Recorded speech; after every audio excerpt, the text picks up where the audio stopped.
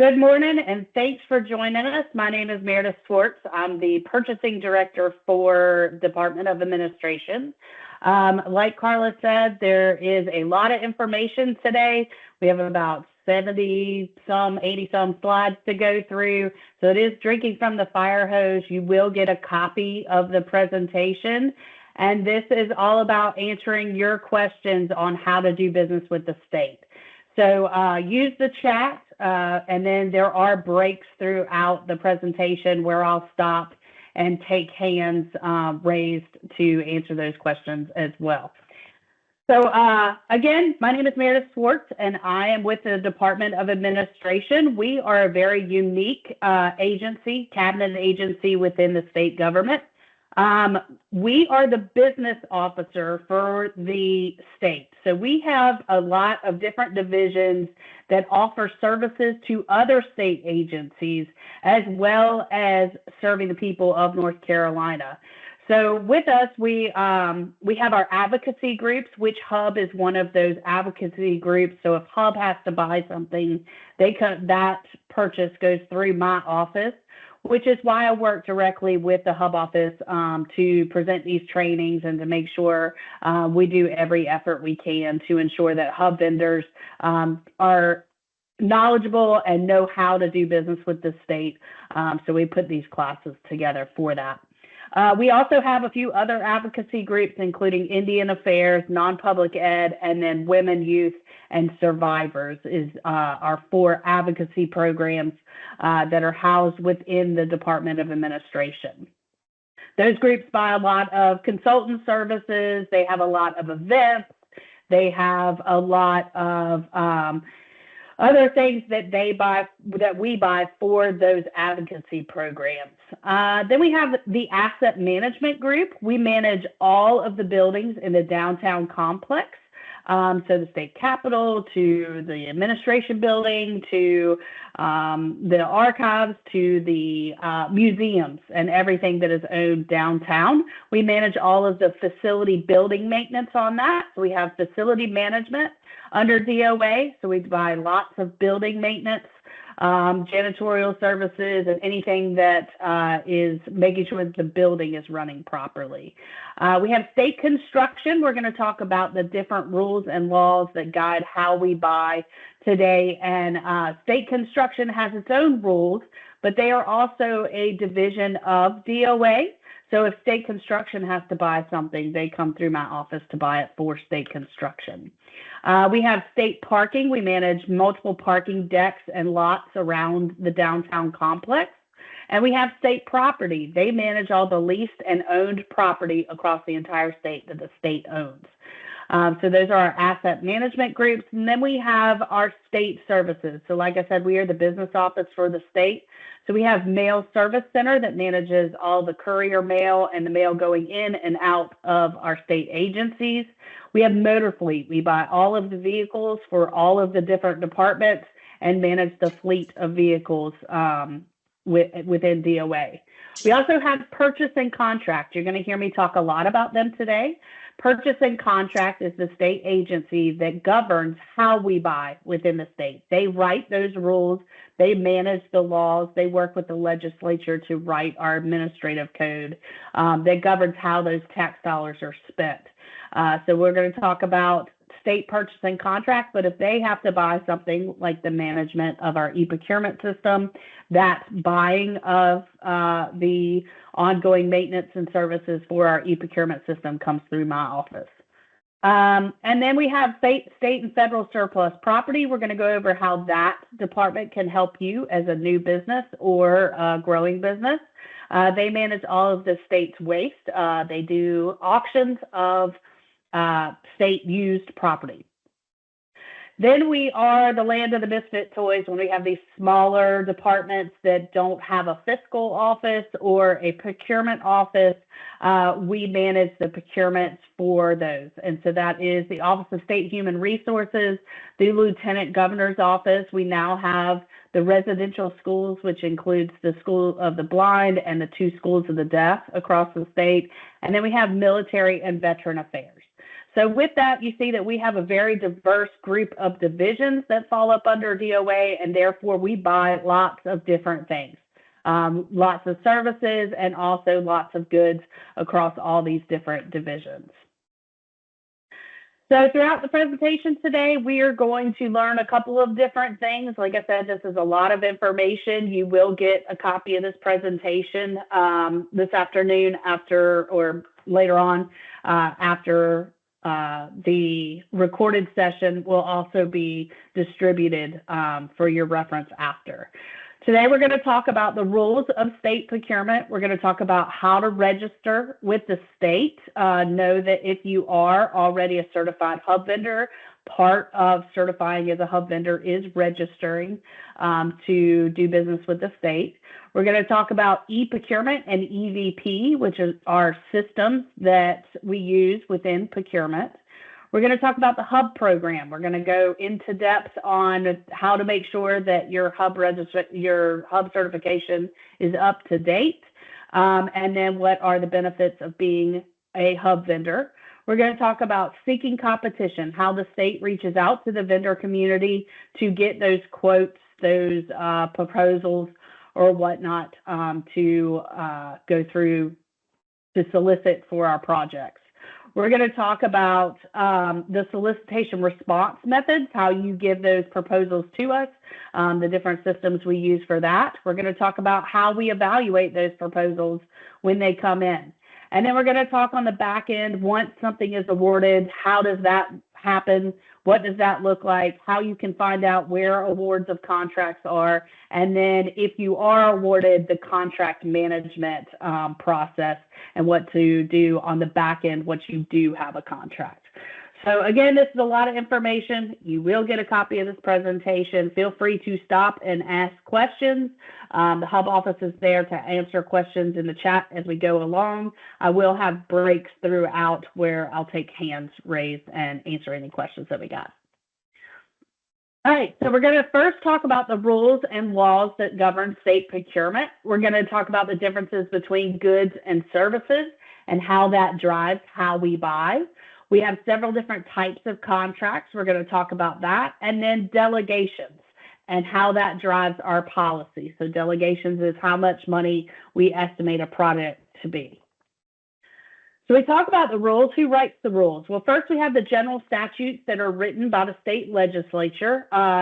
We are spending taxpayer dollars. Therefore, there are rules and laws that govern how we buy. And those are written and approved by bills and such through the state legislature. From there, the Purchase and Contract Division then works with the Rules Commission to write the administrative code. So the code actually writes the rules of how we then buy and process those procurements. From there, we have an overall state of North Carolina procurement manual that talks about the procedures and who does the approvals and things like that of how those projects are routed for approvals and expenditures through the state systems and actual processes.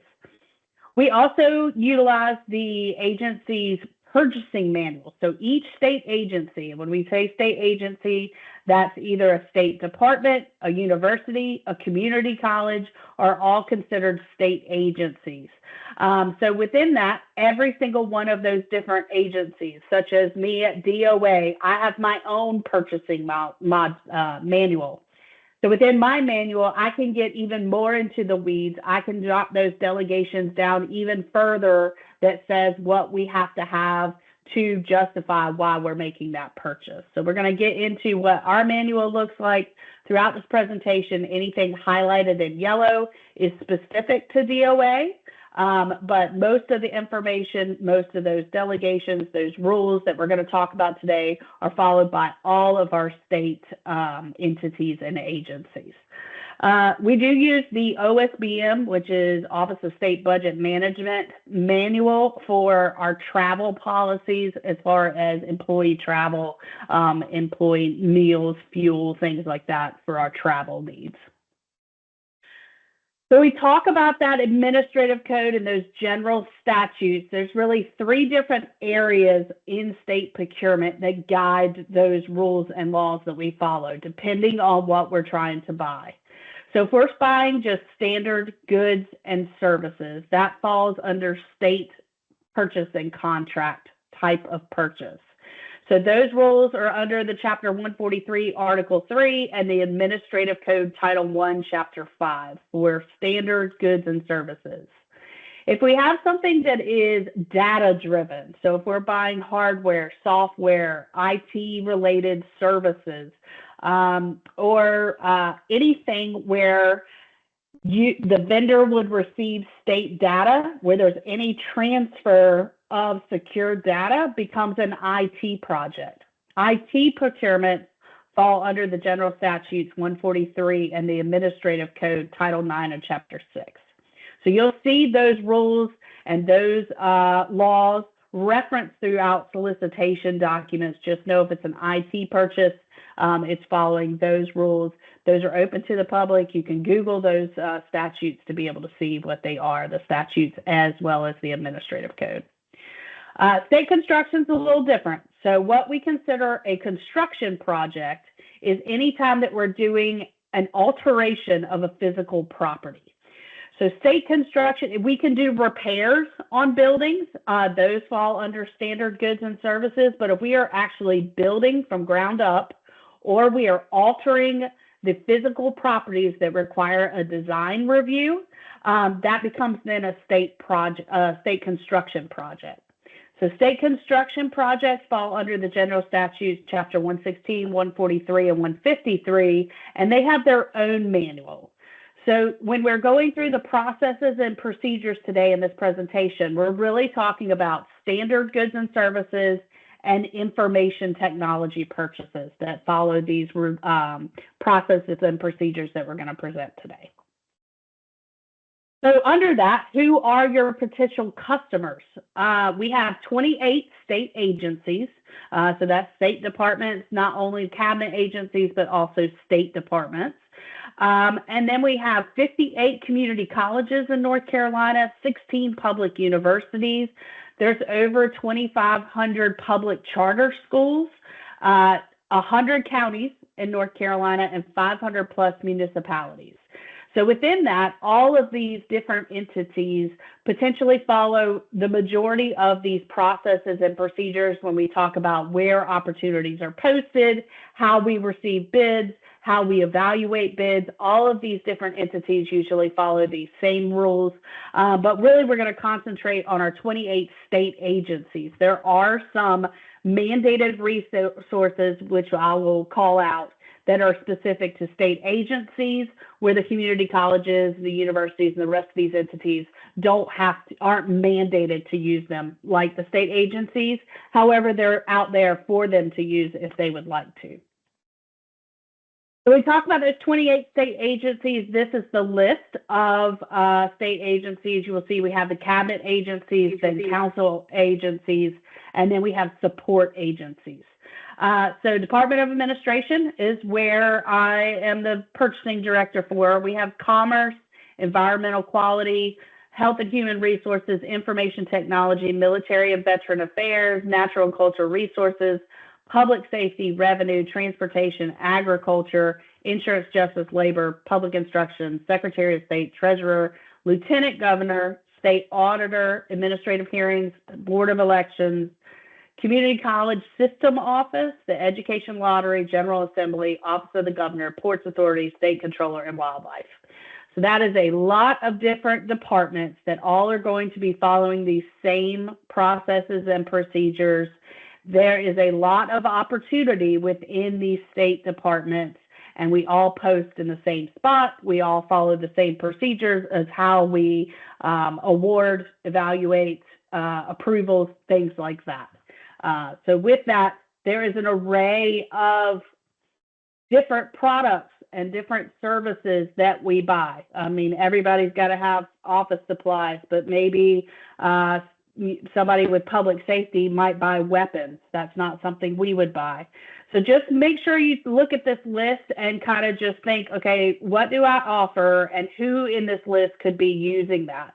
We're going to also talk about how to market yourself to these different state agencies and give you some tips and tricks and some insider training of how to get into one of these agencies to be able to talk to the person that actually is looking for what you might be selling. So what happens first? Somebody says, I got to buy something. So somebody at the division level, you're going to hear me talk about the guy that turns the wrench. The boiler is broken, and he knows that his boiler is broken. So he's the one that identifies the need. He's at the division level. He's in facility management. He knows that something's wrong with the boiler. So when he comes to me and says, my boiler's broken, what do I need to do? We are the question people. So we're looking at, what are you buying? What do you need? What is the scope that you need to put together to make sure that this boiler is back and operational? How much do you think it's going to cost? Do you need to have somebody come out there and do just a cost estimate and look at it to make sure that we know then what our procedures are? So what do you estimate that cost to be?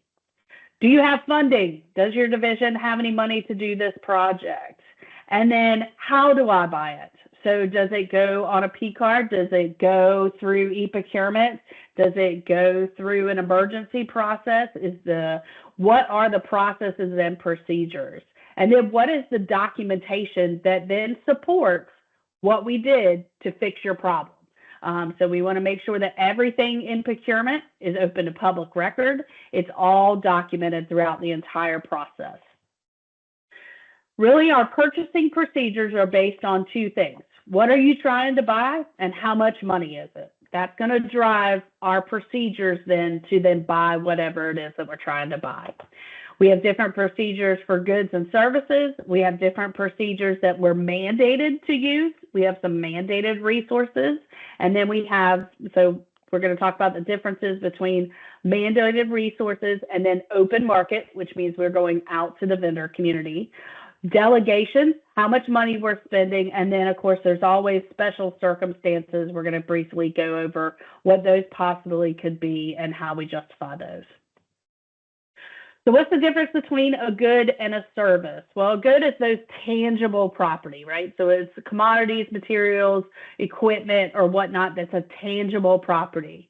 The vendor is charged a 1.75 e-procurement fee on any goods, but on goods only. We're going to go into what that fee is used for and then how that works for you as the vendor community. So goods could be vehicles, it could be office supplies, things like that, tangible property.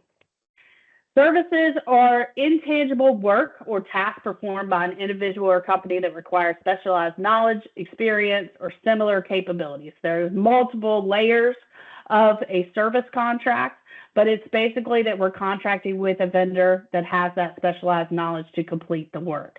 That could be anywhere from plumbing to power washing to consultant service or whatnot. That then falls into the services realm. The services realm is not charged the 1.75 fee. So the fee is only charged on the goods.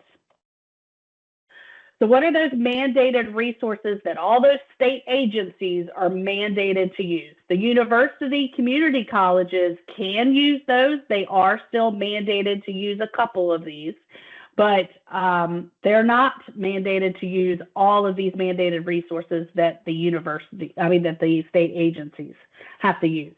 So before we go out to bid, out to the vendor community, we first have to look at some of these things internally. And that's to ensure that our taxpayer dollars are spent wisely within the state.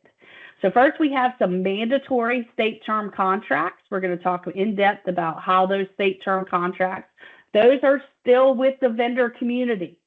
So they are managed. We have state term contracts for both goods and services as well as IT state term contracts.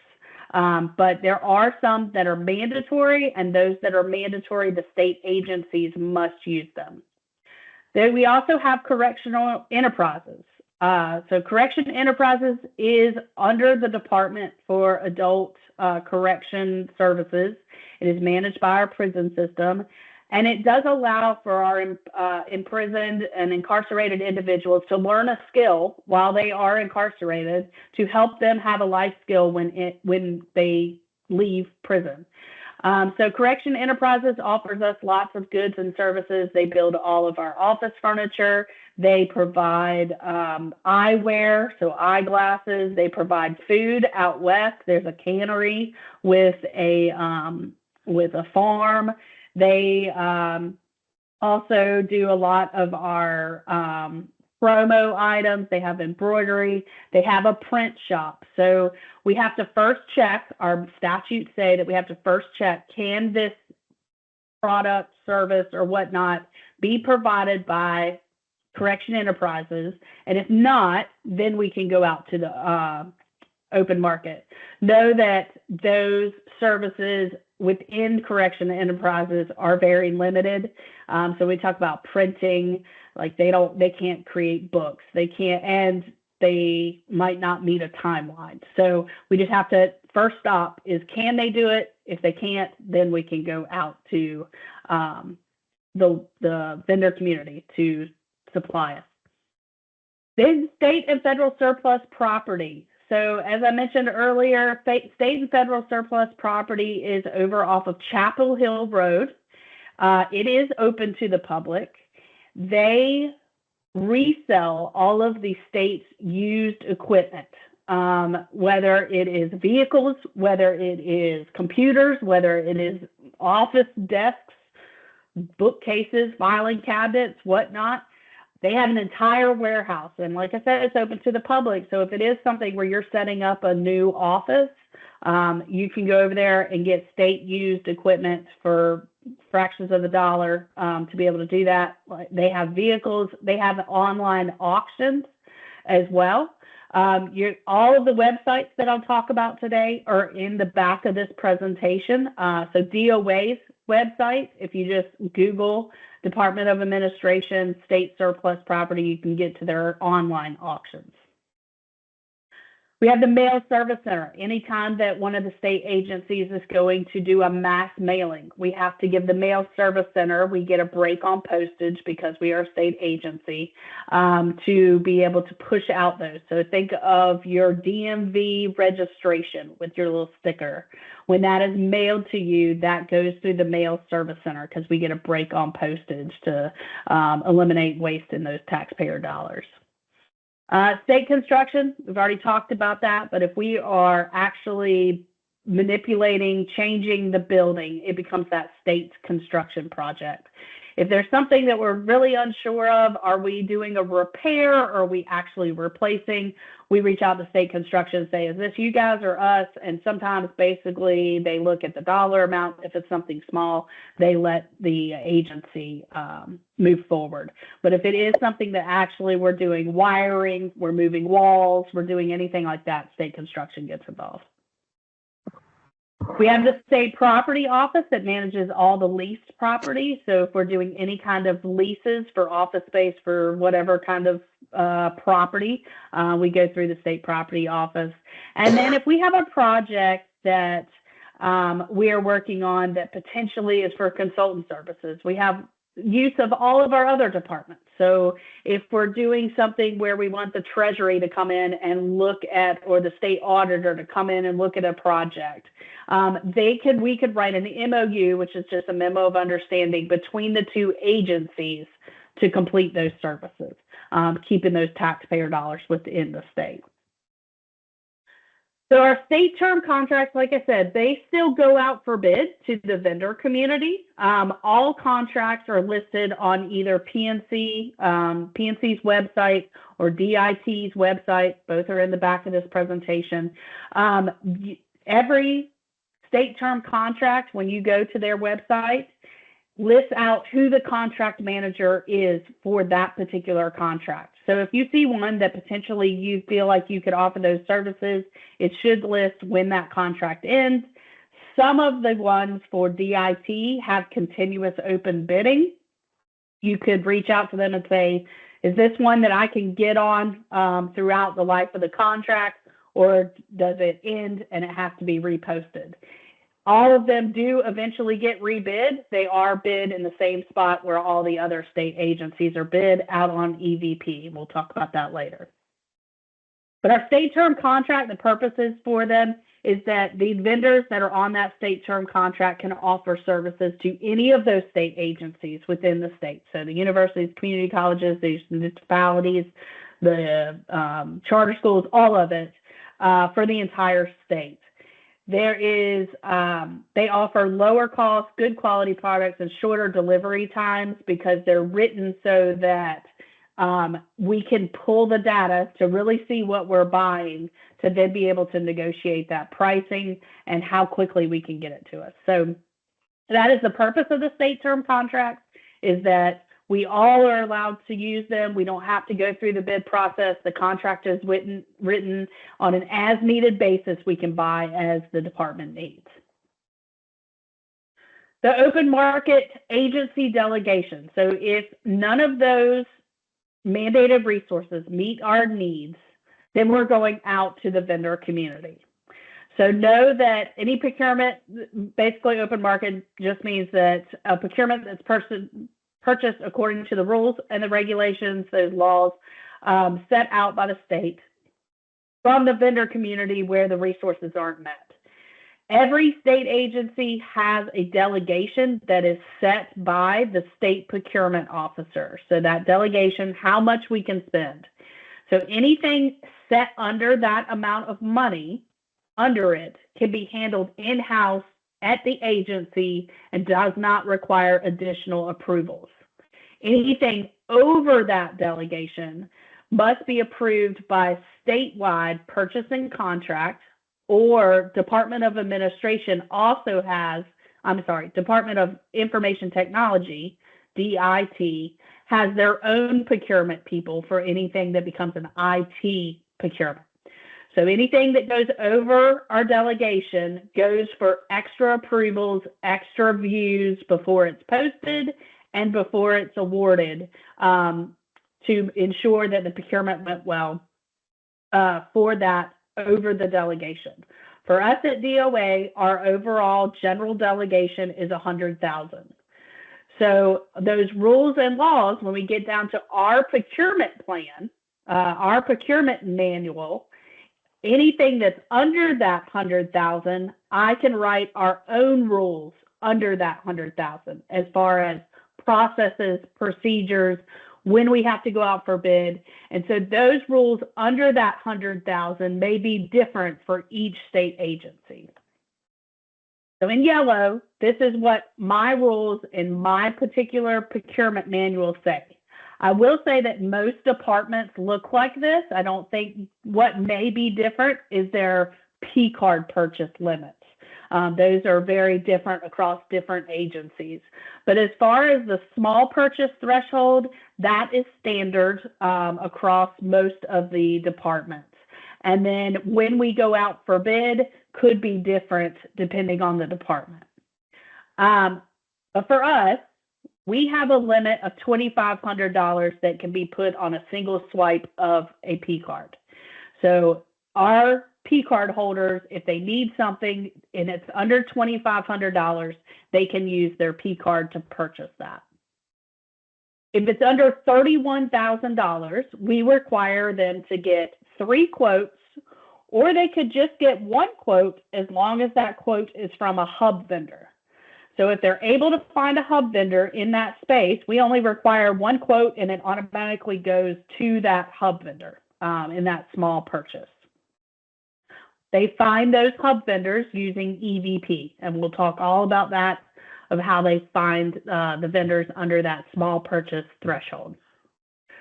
For $31,000 to $50,000, we must seek competition. So we have to get at least 3 quotes. We at DOA require 1 of those quotes to be a hub vendor. So now we have 3 quotes. The awarded vendor is based on the lowest of the 3 quotes, and we actually sign a contract. So when we get over that small purchase threshold, the rules say in the administrative code that anything over $31,000 requires the vendor to sign terms and conditions. So that is where we get into actually signing a contract. We use different vehicles for that, but most often it's an RFQ document. We will go through what all these different documents look like, how they're written, what to look like in them. But for that range where we are seeking informal competition, we use an RFQ, and it just is getting the vendor under contract for those goods or services. If the purchase is estimated to be over that 50 grand, that's where we go out for bid. It is then posted publicly out on EVP. We use the IFB, which is an invitation for bid, or an RFP, which is a request for proposals. It's posted on EVP. There are rules, and we'll go through how we post, what those are, and what those documents look like. If it's over 100,000, that's our general delegation that we've been given by the state procurement officer. We still are going out for bid, but before we can post it, we get approval by statewide. So that goes through approval of the document, and then it goes for approval of how we evaluate it and how we plan to award. So that process then goes through statewide. Things that are over 100,000 usually take a little bit longer because it does have to go for those additional approvals. Delegations are based off the total value of the contract. So if we have a contract that is 3 years, the total for all 3 years is that value. If we have a contract that's 1 year plus 2 optional renewals, that's still the total contract value includes those optional renewals. Anything that's over $1 million is required to have an additional legal review before it's posted. So things that are lots of money take extra couple of eyes to make sure that the contract that is resulting from that solicitation is viable and legal. So we talk about term contracts within the state agencies. Feedback from somebody. Hold on.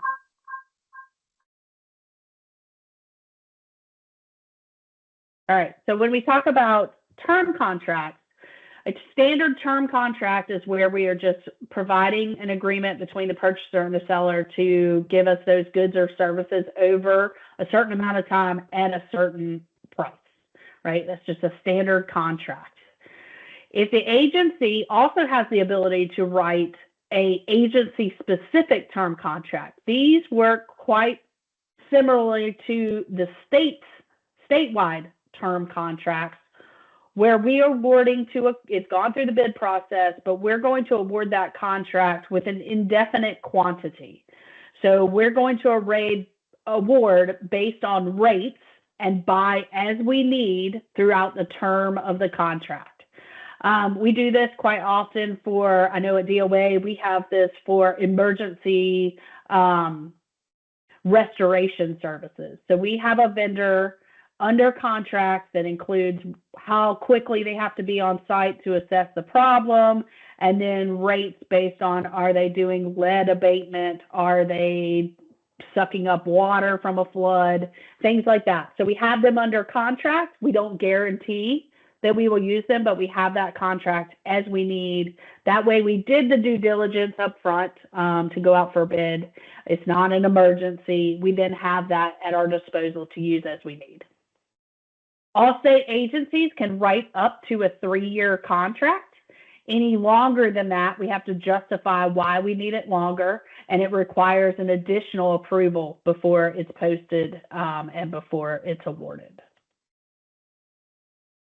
We talk about service contracts. We really have 2 different types of service contracts. We have just a standard contractual service contract who's with that vendor that performs those tasks for that specialized knowledge. So that could be anywhere from janitorial to security guards, training instructors, building maintenance, mail processing, things like that. Just a contractual service. I want you to provide this service. This is how much the total contract is. It would have the scope of, we want you to come and cut the grass and trim the hedges, and this is how much it's going to be. We want you to be here once a week. It would have all of that scope. Then we have consultant service contracts. So a consultant service contract in procurement is considered when a vendor comes in and analyzes, investigates one of our programs and is going to formulate improvements in that program, of how we can improve that program. They may provide a report, but they're not actually going to do any steps to implement those improvements. They're doing an assessment of one of our programs. An example of this is several years ago, we did the disparity study for the hub office.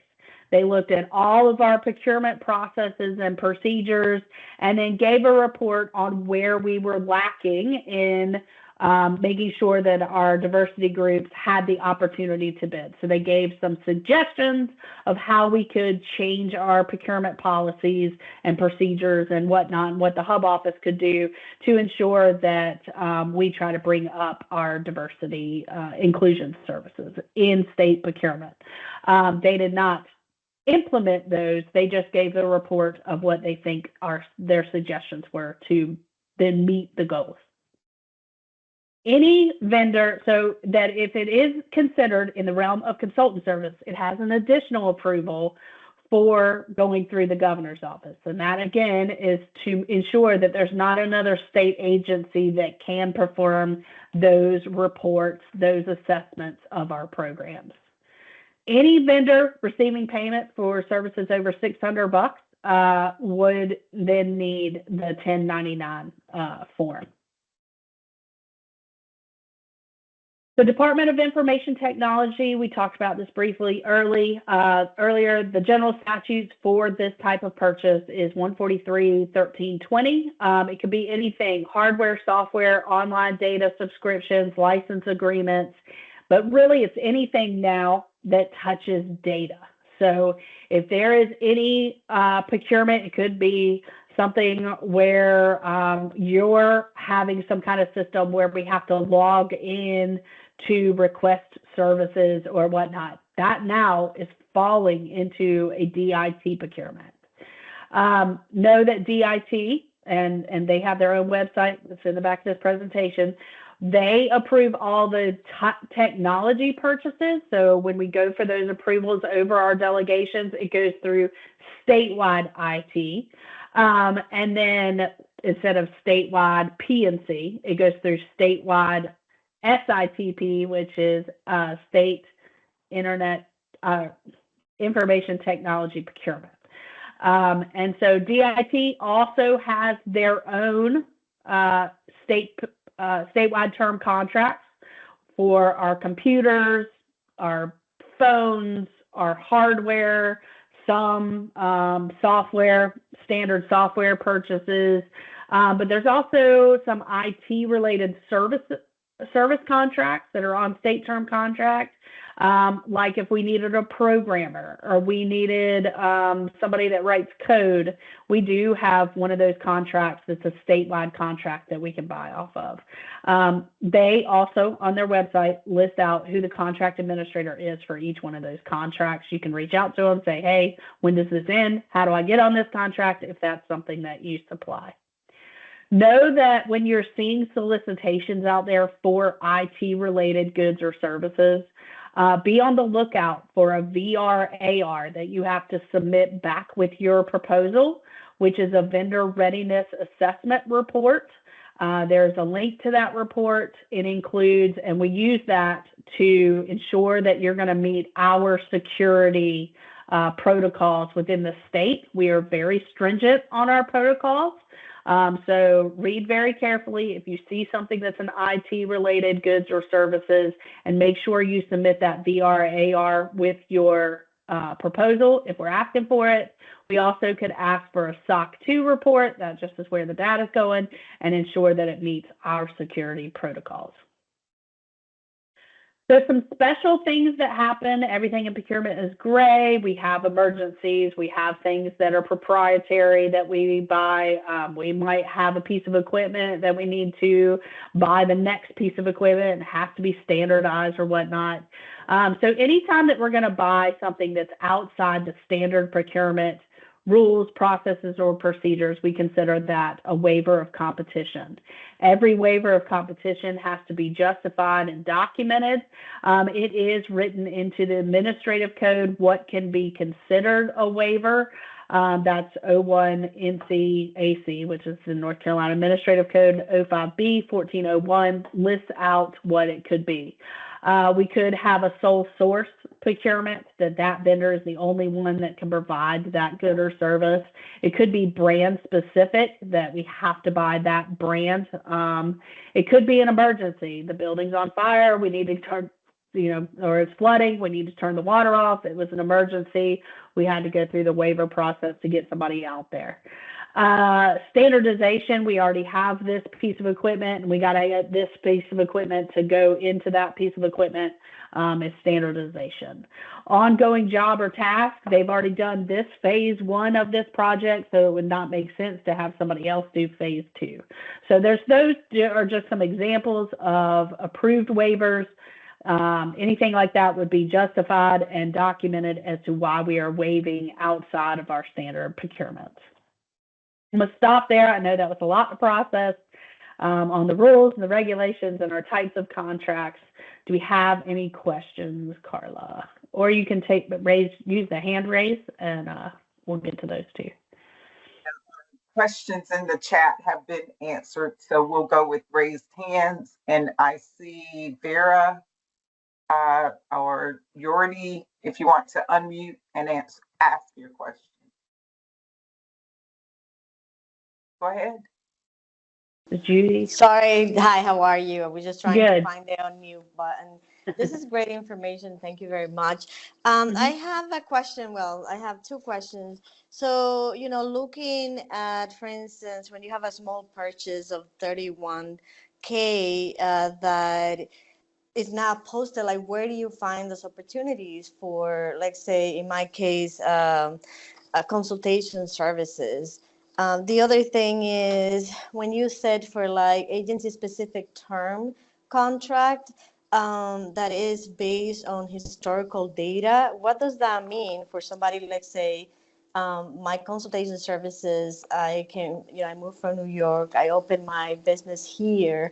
So I have a lot of experiences, but in the state, I'm building my practice right now. So how does that? And I think that's different. So that's talking about vendor experience, which we'll get into in a little bit. Okay. As far as historical data in a state, in a agency specific contract. So what I'm saying is it works like a state term contract where we'll let's say we have one for flags, right? That we buy flags. And so we went out for bid, and now we have this vendor. We told in the solicitation, the last 3 years of buying flags has been this, so that they can then give us rates based on what we've bought in the past, so that then when they're bidding, they can see, well, last year they bought $30,000 worth of flags. Gotcha. So that's the data. But we're not going to guarantee you that we'll buy 30,000, but in the past we bought 30,000. So that's your question for the agency specific term contracts. As far as marketing for under the small purchase, we're going to get into that, of how to do that. It is not posted. You are correct. It is not posted. We do, however, use EVP where vendors are registered under commodity codes to be able to find those vendors to get quotes from. So we're going to get into that, how to register, how to make sure that your commodity codes are right and all of that, so that when we're looking for those small purchases, how we can find those, and then on the back end, proactively, how you can reach out to our agencies to market yourself. So we're going to talk about all that in a minute. Thank you so much. That will help. Yep. All right. Keep on going on. Yes. No other hands raised. All right, so that's actually what we're getting ready to get into. We're going to talk about doing business with the state.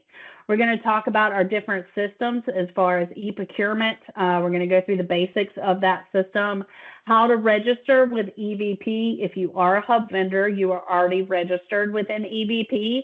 But if you learn nothing else today, take this opportunity to go out to EVP, make sure your registration is up to date, because that is where all of the information, vendor information, is pulled from to go into our systems, not only to find vendors, but to pay vendors. So we need to make sure that that's up to date.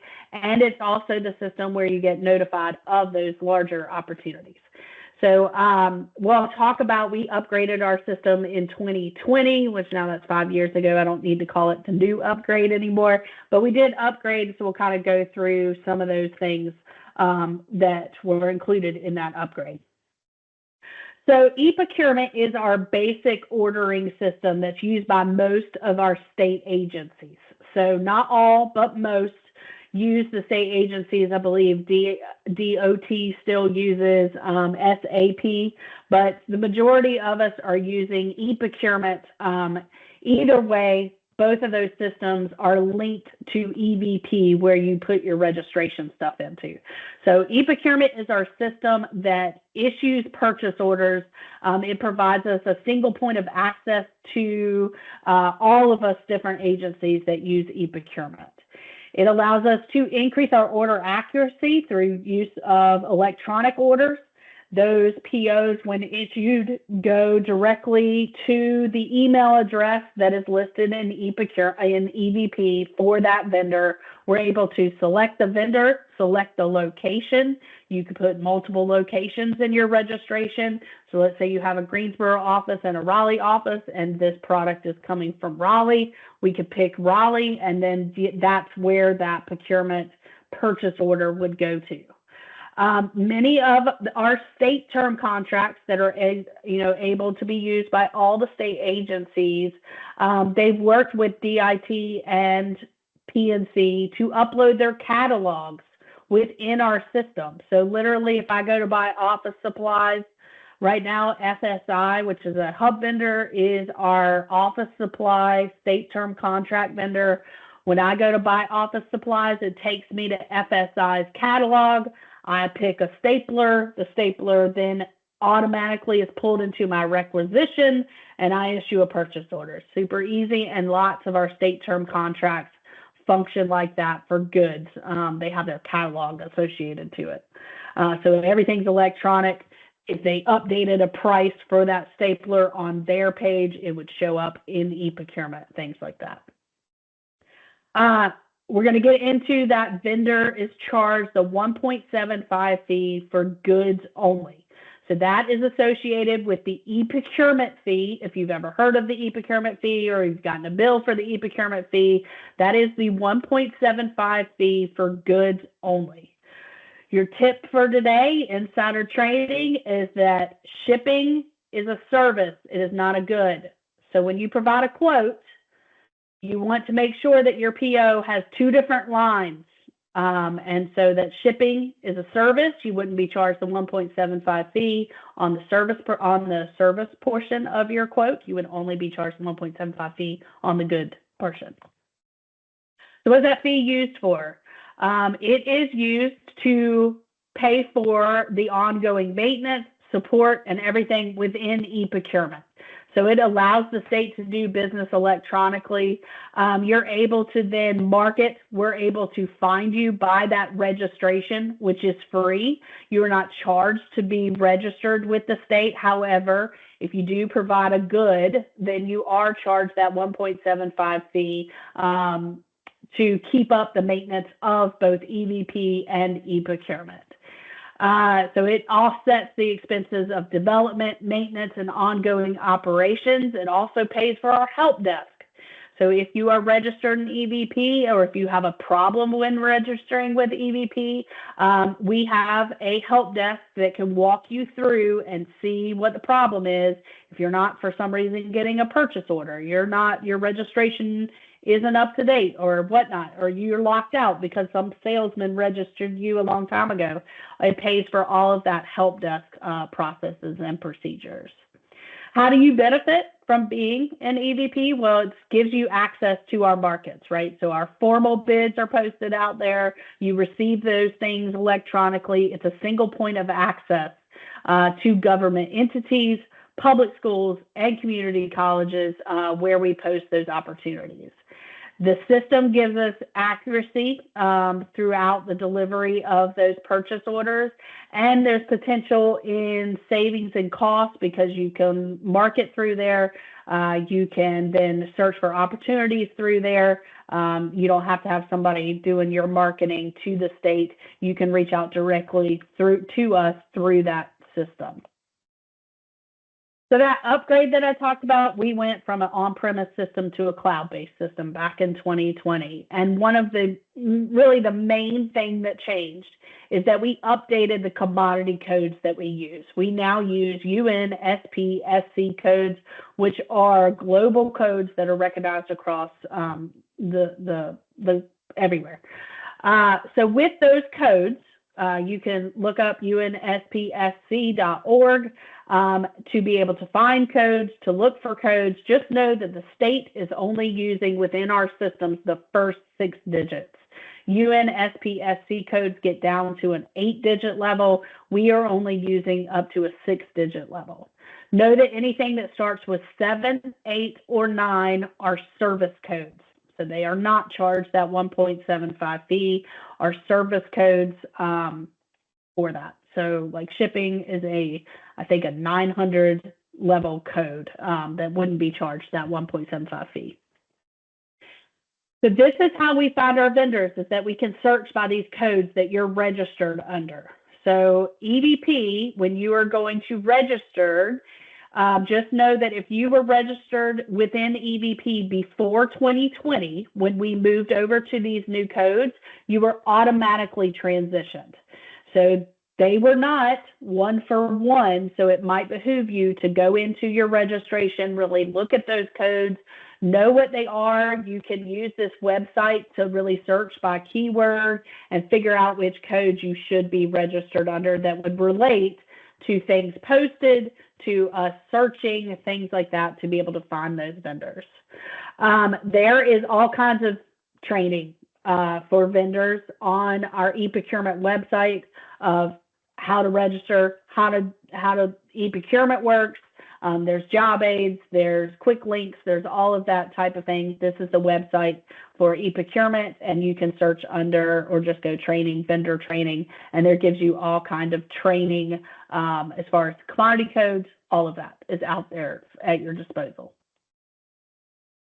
You've heard me say EVP, which is Electronic Vendor Portal. This was updated in 2023, I think, 2022, 2023, and it is excellent now. It is our system. It took 3 different systems and combined them into one. So it is now where we post our formal bids, which then, if a vendor is registered under the commodity code in which we post, you get an automatic notice of that formal bid posted. It allows you to keep your information up to date. Like I said, if you do nothing else today, go into your registration, look and make sure the email addresses, the phone numbers.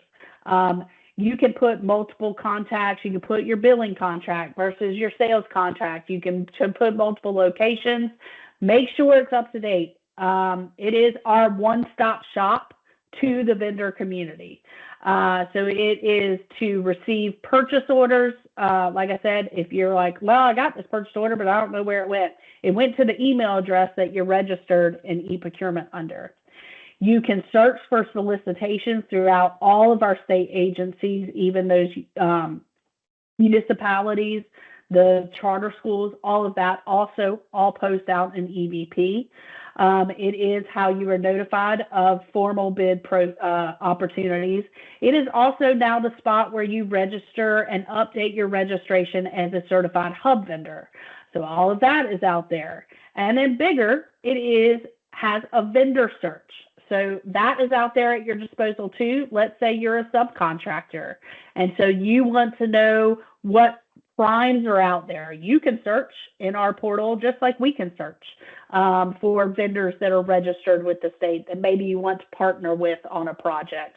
So all of that's open. It's an open website. You can look 24 hours a day as to what is out there. It also is where we post our awards, our tabulations. You can look at anything that has been awarded out there and see those awards and tabulations since 2023 when this was, if it was posted on EVP after the upgrade, then those are still out there. So what's the benefit of it? The new EVP, it consolidated. I don't know if you've ever heard of IPS, but it took our open bidding platform. It took our vendor registration platform. It then integrates with e-procurement platform. And so now it's all this one, and the hub registration platform, and all combined into one thing. It lets you register to do business with the state, view those bid opportunities, register as a small business or hub certification. It also lets you see those tabulations and awards. It makes it easier for us as purchasers to find our vendors because before, in the old system, vendors were only registered at a category level, so like a 4-digit level. So let's say you were registered at building maintenance. That could be anywhere from janitorial to an electrician. Now we're at that 6-digit level, so we're able to really find vendors that can do the work, and you're able to register at those things that really have good opportunities for you to do the work. So all you need to register, like I said, if you're a hub vendor, you're already registered, but all you need is internet access, your federal ID or your EIN, a valid email address, to initiate not only registering with EVP, but also your hub certification. This is the link to EVP. And then if you haven't registered for some reason, you can do register now, complete the registration process. If you have any issues with e-procurement, EVP, any of our systems types of purchases, even Ariba, which we will talk around in a little bit later, the help desk is there for you. That's what that 1.75 fee is paying for, is for the help desk. They are available 7:30 to 5:30, Monday through Friday. You can reach them via phone or email to help you walk through. We at a state agency can't necessarily see everything that you see as a business side. So our agencies have a hard time helping you out. These e-procurement people are developers, and they can see both sides of e-procurement to make sure everything is running smooth the way that it's supposed to. So before we get into that, I'm just going to show you what EVP looks like really fast, just so you can and kind of hit the highlights of it. I don't always do this, but I think it's a good idea. No, I don't want to record it. Okay, so this is EVP. Like I said, it's just evp.nc.gov. You can browse our open solicitations. You can browse our vendors. You can register. You do not have to be signed in to browse our vendors or our solicitations. So they are out there. If we extend a current contract extensions are also posted. But let's just, for giggles, let's look at browse our vendors. So you can search by, this is the same search that we use. You can search by name, keyword, vendor name, customer number, hub status. Maybe I only want to see the hubs because I'm trying to get quotes from hubs. If I click this advanced search, I can search by all of these other categories, including commodity codes, construction codes, or whatnot. So you guys can do the same thing to search for those. Also on this website is our browse our solicitations. The solicitations listed under here are the ones that have just been posted. So obviously on the 19th, this was posted. It tells you opening day, but if you actually click into the solicitation number, it will take you to that solicitation for the information on that particular. You can filter. I'm going to show you our open. Do we have anything open? I don't know if we have anything open, but we can try. So we're going to look at a state agency, Department of Administration, and we're going to open and just hit apply. It's going to show you that we don't have anything open. But if we wanted to look at something that's already closed, so that means that it was posted and it is currently under evaluation for the Department of Administration, it's going to show you that we have our janitorial services for motor fleet. It's going to give you a description of what we're trying to buy. We opened that on the 30th of October. It was posted originally on the 15th. It's pending selection, which means it hasn't gotten through all the approvals for award. If I click on the solicitation number, it's going to give you even more information, including the actual solicitation document and any addendums that were posted during the bid process. It also wants, let me show you one that's been awarded so I can show you where the,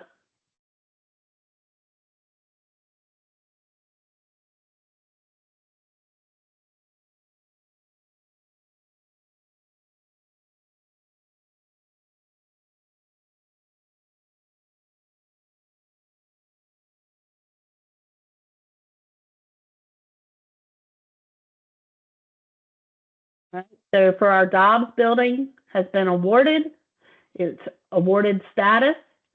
And if you look here, it has the tabulations of every bidder that bid, and then it shows who was awarded on the date that it was awarded, how much it was awarded.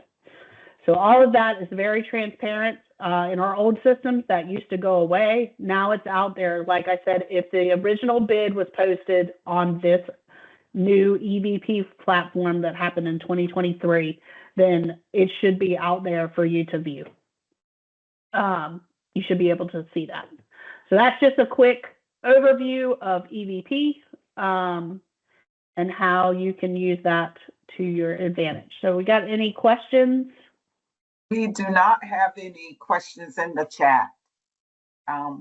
If someone wants to raise your hand, and Yudi, you can unmute and ask. So when you talked about, and was very helpful because, you know, I was trying to do some searching, and without any type of training, it can be a little overwhelming. When you talked about the codes, right? Like when you register for the hub certification, you're supposed to be adding some of the codes for the system to find you. Can you, based on what you're saying, it sounds like you can add or modify this code? Yeah. It's up to the vendor to pick the codes that you're registered for. Yeah. And so, I mean, my suggestion was you can look for those codes on EVP, but if you wanted to, well, like I said, there are global codes that start with an 8-digit level. So you could always go out to that website, search it at the more detailed, right? So the more numbers, the more detailed it gets into it. So let's say I don't know, you would get into the detail, but just know that the state, when you're registering, you're only registering at the first 6 digits. So Gotcha. Thank you. That's a good way to search. Yeah. John. Hi. Yeah, it's probably also a good idea to go in and update those periodically. You can update them whenever you want to. So if you're feeling like I'm getting way too many notifications about things, you can change that. And you can set a list that says this is what shows up on the vendor search, and a list that says these are the emails I'm going to get. Those can be different lists. They can be the same, but it's possible for them to be different. And we can post the link to the instructions for how to set those things up in the chat. Thank you so much. We got anything else? No other hands raised nor questions in the chat, so we can All right, I'll keep going. All right, so we're going to get into the hub program and why it is so excellent to be a hub vendor, and some things that you can take away from this training and from being a registered and certified hub vendor. I'm not in this presentation. There are lists of the documents needed for your certification. I'm not going to go through each one of those slides, but know that you'll get a copy of this presentation, and that's listed there. If you are not already Hub certified, it lists out the actual documents that you need to become Hub certified. Like I said before, our Hub certification now happens through EVP digitally as well, so that's excellent. So we're going to talk about Hub program. I'm going to talk specifically about DOA Hub efforts. Each agency usually has a Hub plan that enters into their procurements to try to increase and meet our Hub objectives. So I'm going to go over what ours looks like and how we attempt to meet our Hub goals. And then, like I said, we're going to go into the certifications. I'm not going to go through each document, but it's there for you to need. So know that Hub was put together by Executive Order 25 and General Statute 143-128-2. The overall state goal for Hub participation in both goods and services and state construction is 10%. We do not have a set aside in our state, so it does not enter into the evaluation of our bids. It is a goal, and we make sure that we have additional efforts in our state procurement processes to try to meet that 10% aspirational goal. So when you registered, once you're certified, you are marked within EVP. And as you saw, when I can search vendors in EVP, I can only select Hub vendors to make sure that that's the vendors that I'm seeing first, or that I'm seeking those quotes from, or whatnot. If I'm looking for a list of Hub vendors under a certain commodity code, I can do that within our systems. The Hub application, certification, and recertification is now all processed online through EVP. When I first came on at DOA, this has now been several years ago, I guess about 8 years ago. As the director over here, our Hub numbers did not look good at all. And so I met with the then director, since Hub is one of our divisions that we support. Wanted to see what could we do to try to increase our spend. And so the first thing we did was we put together when we are doing any type of actual contracting, so when we are getting under contract with a vendor, within that solicitation, we added an attachment. This attachment now is included in all solicitations that are posted, but DOA was the guinea pig on that, and it has worked really well to try to increase our Hub spend and identify Hub vendors that potentially aren't registered, or additional spend that we can then use to help us reach our goal. So in our solicitations that are posted, or if it's an RFQ that's sent directly where we're getting under contract, we ask in that attachment, do you identify as a Hub vendor? Are you a woman, minority-owned, disabled-owned business? And then are you actually certified with the Hub office? If we get back something where they have identified, the vendor's identified as a Hub vendor but is not certified, we will send their information on to the Hub office in hopes to get certified before we issue any POs during that solicitation process. It also asks, are there any Tier 2 Hub vendors that are included in this project? So do you have any subcontractors that are going to be working under this contract that are certified Hub vendors, so we can capture at least a portion of the contract that's going to Hub vendors? So we instituted that, and then, like I said, every state agency is now standard in our templates across the board. We're able to also, using our handy dandy spreadsheets of our current projects that we're working on, we're able to project upcoming opportunities. So we at DOA work closely with the Hub office. We do an annual departmental procurement plan that kind of reaches out to our division, says, what do you have coming up this year? And that goes to the Hub office to help us find vendors in that space. And then also we report monthly to the Hub office our upcoming opportunities. So things that may not have been posted, maybe some of those small purchases, so that we can use the Hub office to help us find vendors in those spaces. We at DOA are very lucky that we have our own Hub liaison. She conducts some market research with the Hub community to find those opportunities before they're posted. As a Hub vendor, she's gone into our vendor search and said, okay, I have this solicitation that's coming up. I'm going to reach out to all the vendors under the commodity code and say, hey, we have this coming. Do you want to be notified directly once we post it? And she compiles that list and then directly solicits to that list once it's posted. So she does that still by using EVP, looking up those commodity codes, but she reaches out before it's actually posted for the rest to kind of, because those numbers, it might be something that you're not interested in, but you're going to get notified by the system. We'll also notify you directly if it is something that you were actually interested in. Just say, hey, this was posted. It's out there now. Here's the link to it, and here's the schedule for this procurement. So we've done that in an effort to try to make sure that we meet our hub efforts for our particular procurements. We also notify the hub office of our postings, and then the hub office has their own site where they post bid solicitations that they know are out there. And then that direct solicitation by our hub liaison directly to her list where she did that market research to make sure that those vendors are actually interested in doing this project and know that that project then has been released. So this is what is included in our hub plan, as well as our efforts within our procurement procedures. So as we talked about in that first slide, this is DOA, it's in yellow.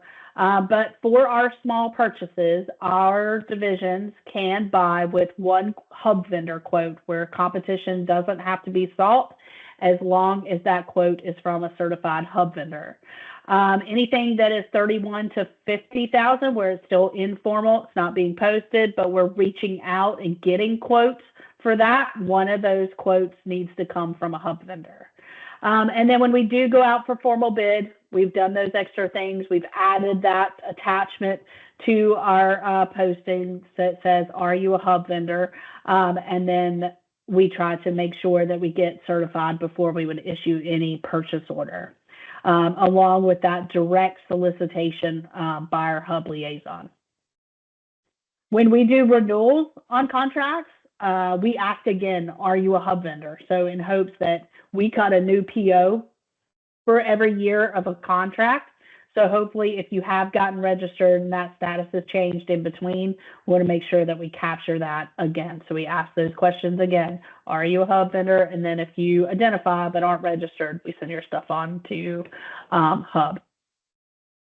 So the hub certification, hub has this listed on their website as far as what you're registering, how to register. You feel free to reach out to the hub office. They can hand walk you through it. Just know that it's done over EVP and that there are some reciprocities if you are registered with other states. We'll talk about that. But know that if you are registered, you have to recertify every 4 years. The recertification process is not nearly as intense as getting certified initially, but we want to make sure that you don't let it lapse. Being a hub vendor, you get a lot of opportunities such as this class. Carla and I also teach quarterly a class on contract management. I got a contract, now what? They have lunch and learns. They have the Med Week projects where we have meet the purchaser events. There's all types of events and opportunities to learn about state projects, not only within state agencies, but state construction industry and all of that. The hub office has their list of events on their website. Make sure you check that out and attend as much as you can. The more you know, the better you'll do. So I just suggest that you reach out to the hub office and really get involved and know what all is out there. They do a great job of trying to get the community to be aware of how we buy, what we buy, and how to make sure that you're successful.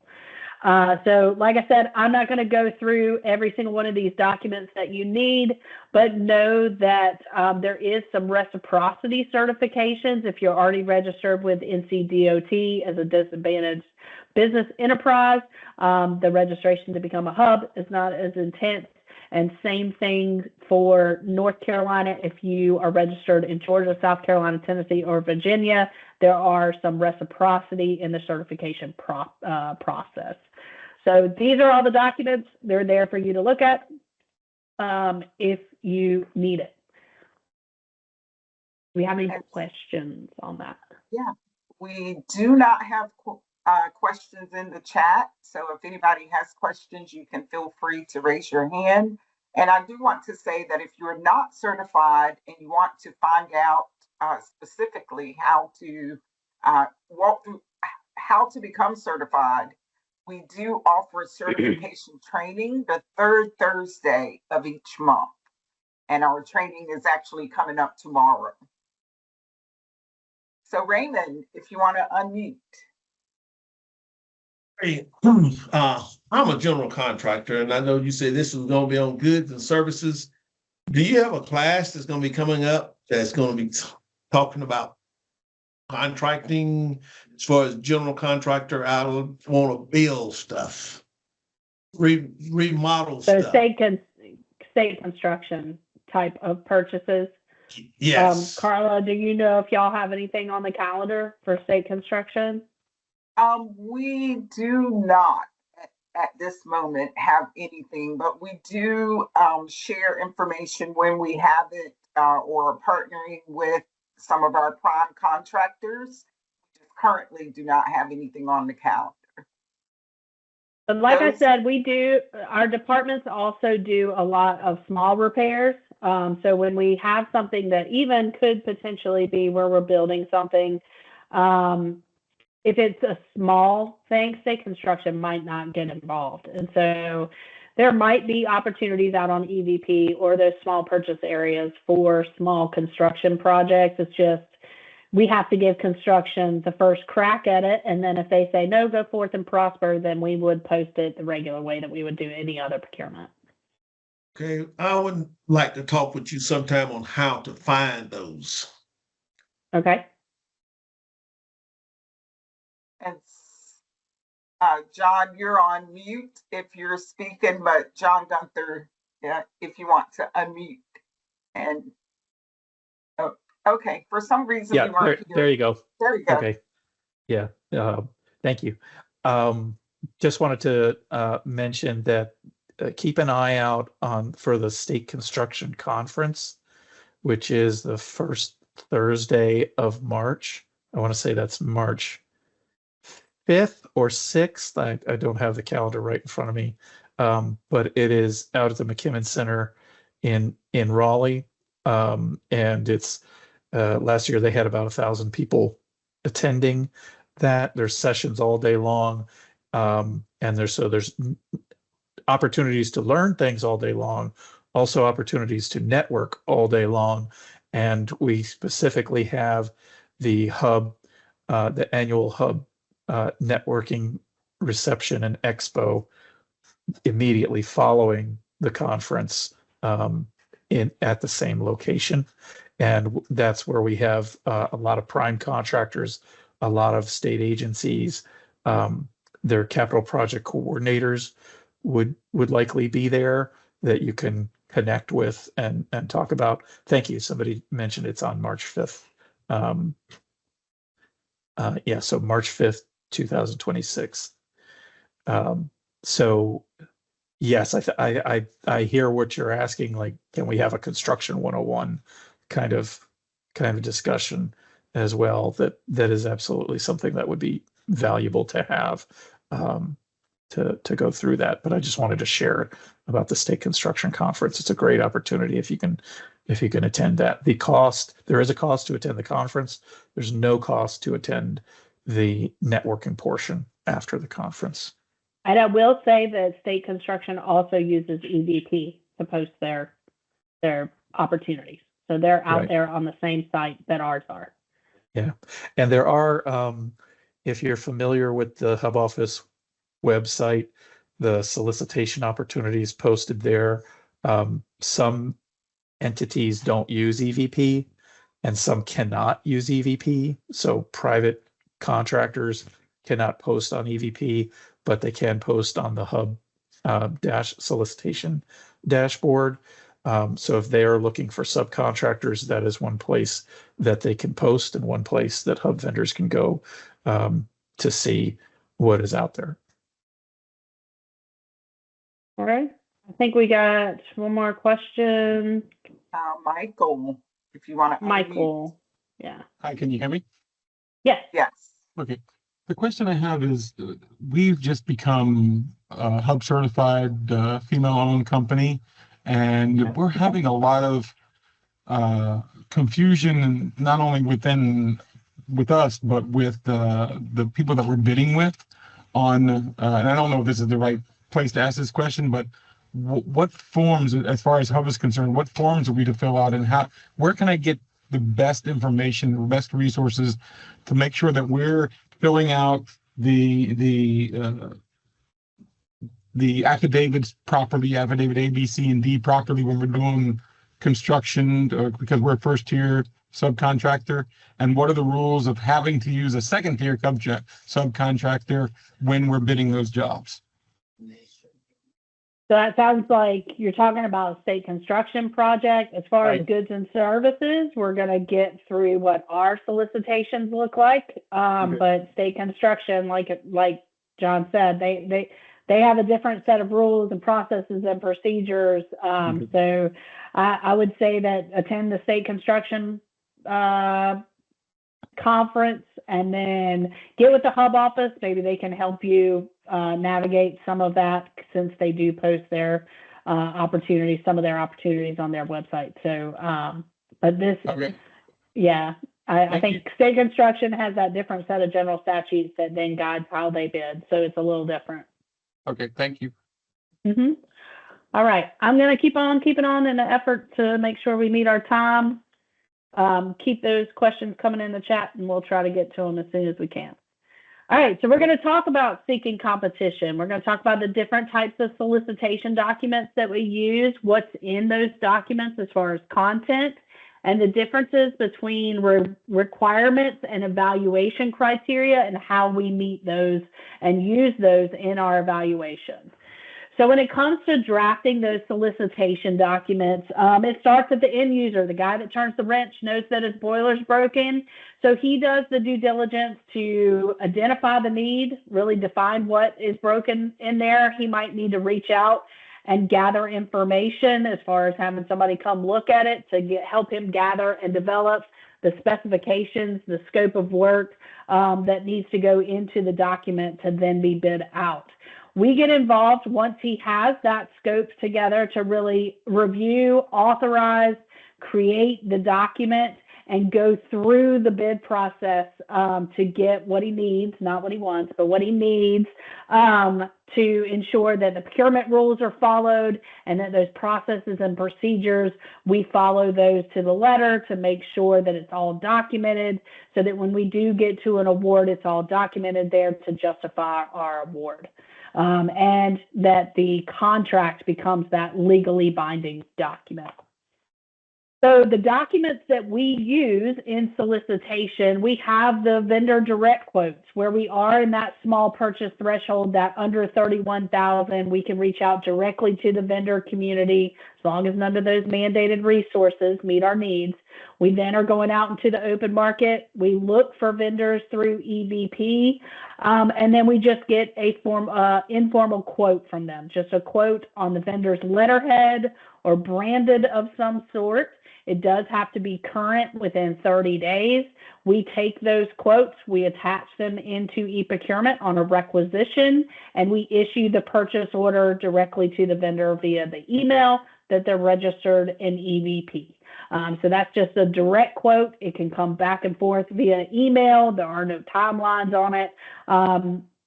Well, of course, if they could put timelines on it if they need to fix that boiler really quick, but there are no mandated timelines for a vendor quote in that small purchase threshold. Then if we're getting to where we actually have to contract, we have two different documents that we use for contracts up to that $50,000. The first one that we use is an informal PDF. It is simply a 4-page document, but what it's doing is it links to the North Carolina terms and conditions, our standard terms and conditions, so that you're agreeing to those standard terms and conditions and we are actually under contract. It is just a PDF. It does ask for a formal signature, so you are signing an actual formal contract.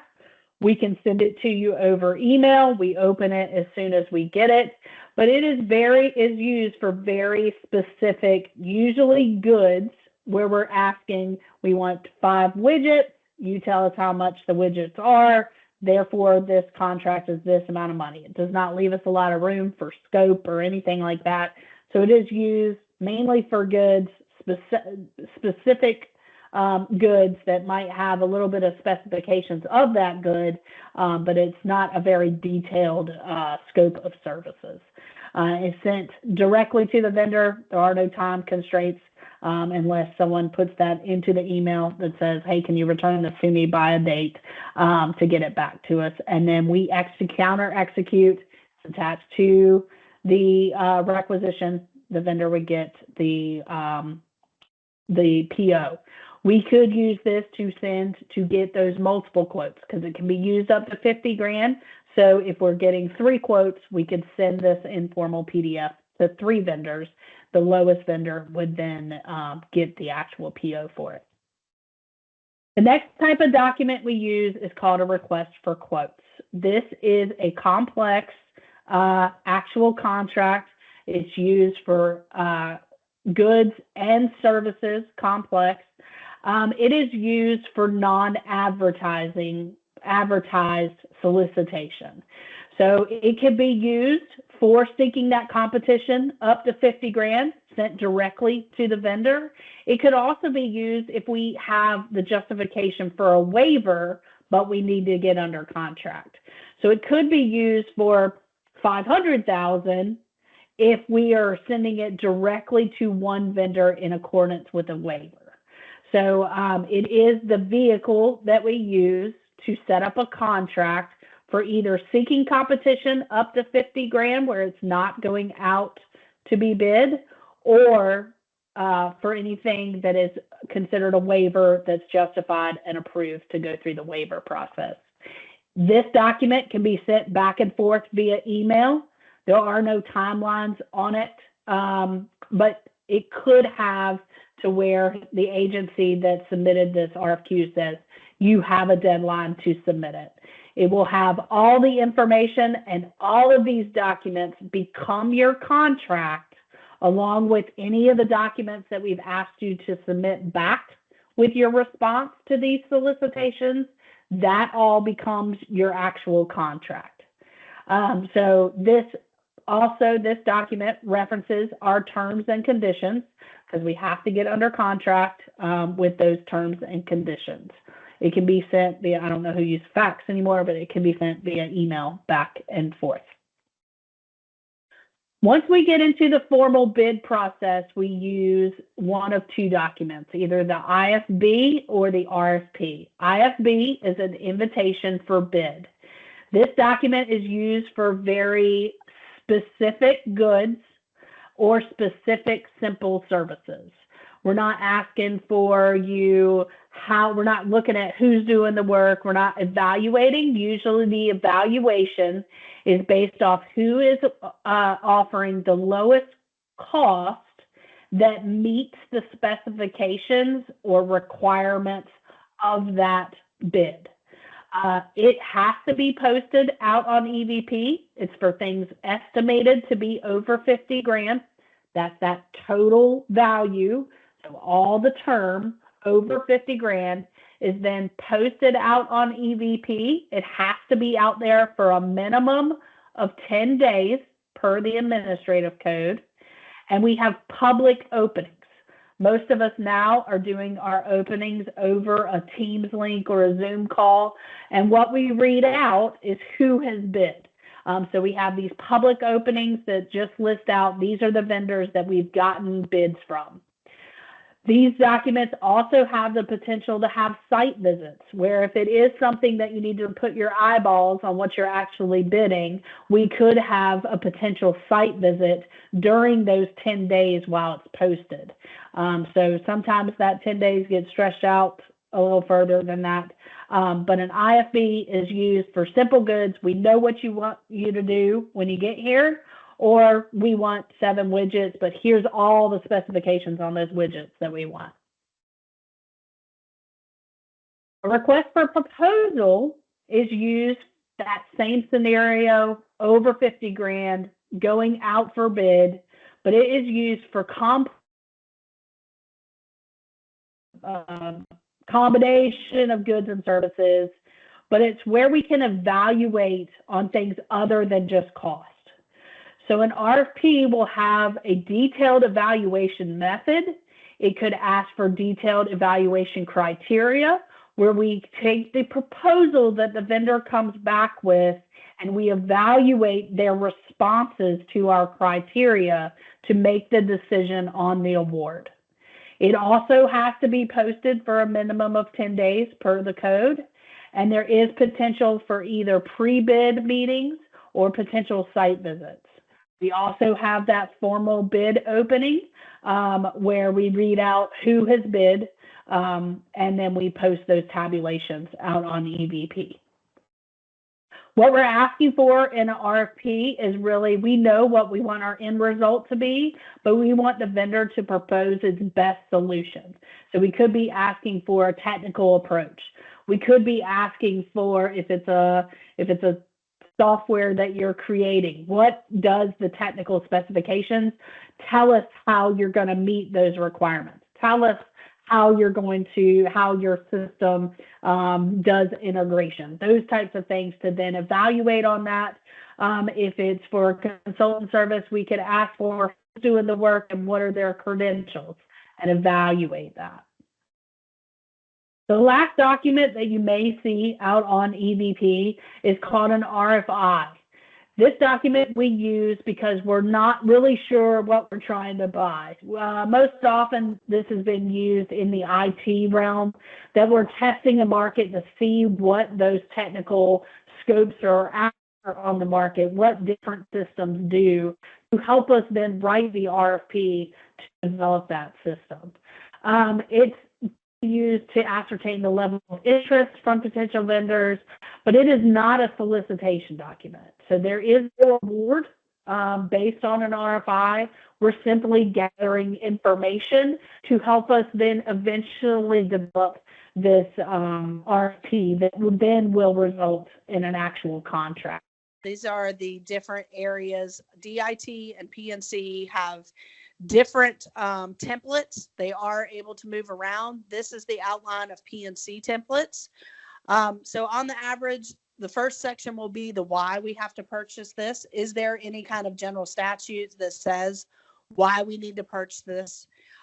Is there general information? Is how to bid. So it's going to include the schedule, the period for questions that we receive from vendors, the content of what needs to be included in your response, and then where to submit your bid. It also includes definitions because we speak in letters, so there's always acronyms, and so those are spelled out in the general information. Section 3 is how we're going to award. So it's going to tell you, are we basing this on low cost, or is there evaluation criteria? Section 4 is the requirements to be able to bid. So it could be where we're taking pricing, how we're using the pricing, the delivery, when that piece of equipment needs to be delivered.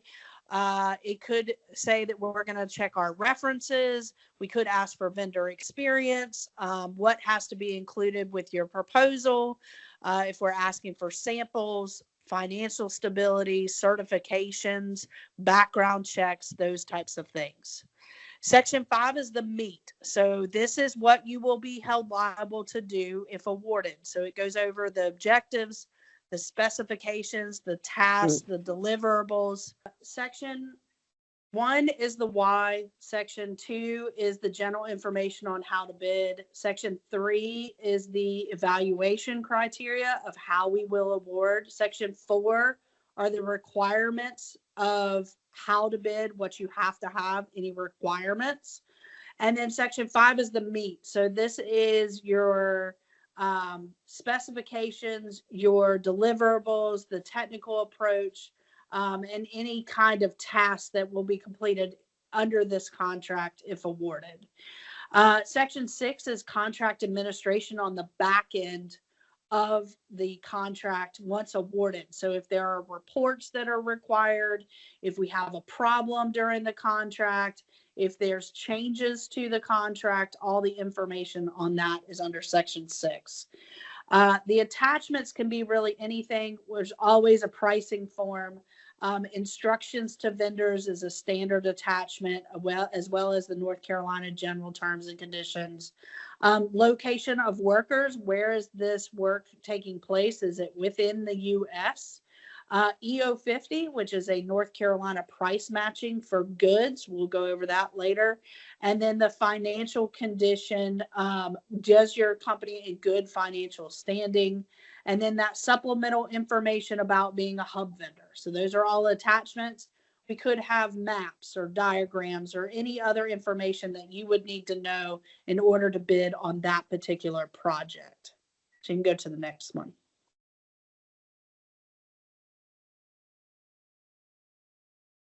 All right, so the other types of documents that we use, things change in procurement. So we have addendums that make changes during the bid process. So if anything changes in the solicitation once it's posted, that's done on an addendum document, including the questions that are asked during the bid process are put then on an addendum and posted out on EBP. Request for clarification and BAFOs happen once a bid is open, before it is awarded. So a request for clarification is sent if we don't understand something and we want you to clarify something in your proposal. A BAFO is used in negotiations to confirm the final contract. An amendment changes is a document used to change once a contract is awarded. So these documents all make changes to the final contract or the original solicitation. Go on. So when we talk about submitting your proposal and when you're looking at those solicitations that are posted, make sure you read that whole document. They are long documents, but they do become your actual contract. Know what's in them. Know what you're agreeing to. Make sure to look for the words shall, must, and mandatory. Those could be things that vendors have to do in order to be awarded. So it could be a mandatory site visit. It could be that the vendor shall submit something with its bid. So just pay attention throughout that document, look for those words, and make sure that you meet them. It will require your signature. We do take digital signature, but just make sure if their signature is there, that the person signing it is authorizing your company to provide those goods or services within at the pricing that's quoted within. So make sure they're authorized to sign it and make sure it is signed. If it's not signed, it's automatically rejected because this is a binding offer when you are submitting your proposal or your bid. So make sure it's signed. It's a lot of work to get that far and then not sign it. So just make sure that you're signing that execution page. Next one. So when you look under Section 2, all of these solicitations should have a schedule for that particular procurement. Know that the 10-day window in formal bids is between the issue the solicitation and submit bids date. So if we have all this other stuff that happens in between, if we have a site visit, we have that question and answer period, and if it's a complex RFP, it could go a lot longer than 10 days. That 10 days is not specified to be work days in the code, so it could be 10 calendar days. Just make sure that if there are deadlines, that you know what the deadlines are according to the schedule. If there's any changes to that schedule, we would post it in an addendum. So make sure that you, even after you submit your bid, that you're checking EVP to see if there's any addendums that make any changes to anything during the process, during that bid process, to ensure that your proposal meets those deadlines. The differences between contract award date and contract effective date is that, let's say we're doing a janitorial contract and the award date is in time to then complete background checks. we would have that award date could be sooner than the effective date. The effective date would be the date that the vendor actually starts cleaning the building. Go on. All right, so also a big trick today is to make sure that you use the vendor question and answer period. So vendors that when you go out on EVP and you have that and you see that solicitation within that document, there's going to be a deadline for question and answers. You can ask anything. You can ask who currently has this bid. You can ask how much are you currently paying. You could ask, I don't understand this evaluation criteria. What are you really looking for? You can ask anything, and we have to provide an answer on addendum that's then posted for all vendors to see. Just know that any questions that are answered over the phone or in person on site visits are non-binding. So it's always a good idea to put them into writing by that deadline so they then become part of the contract. The answer to that question does. But they have to be submitted by that deadline to be put on an addendum, and that addendum is then posted to EVP. Within the solicitation document, it'll tell you when those are due and where to submit them.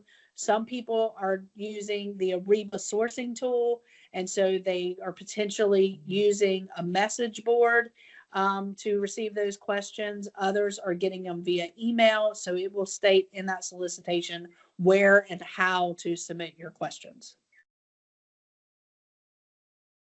All right, next slide.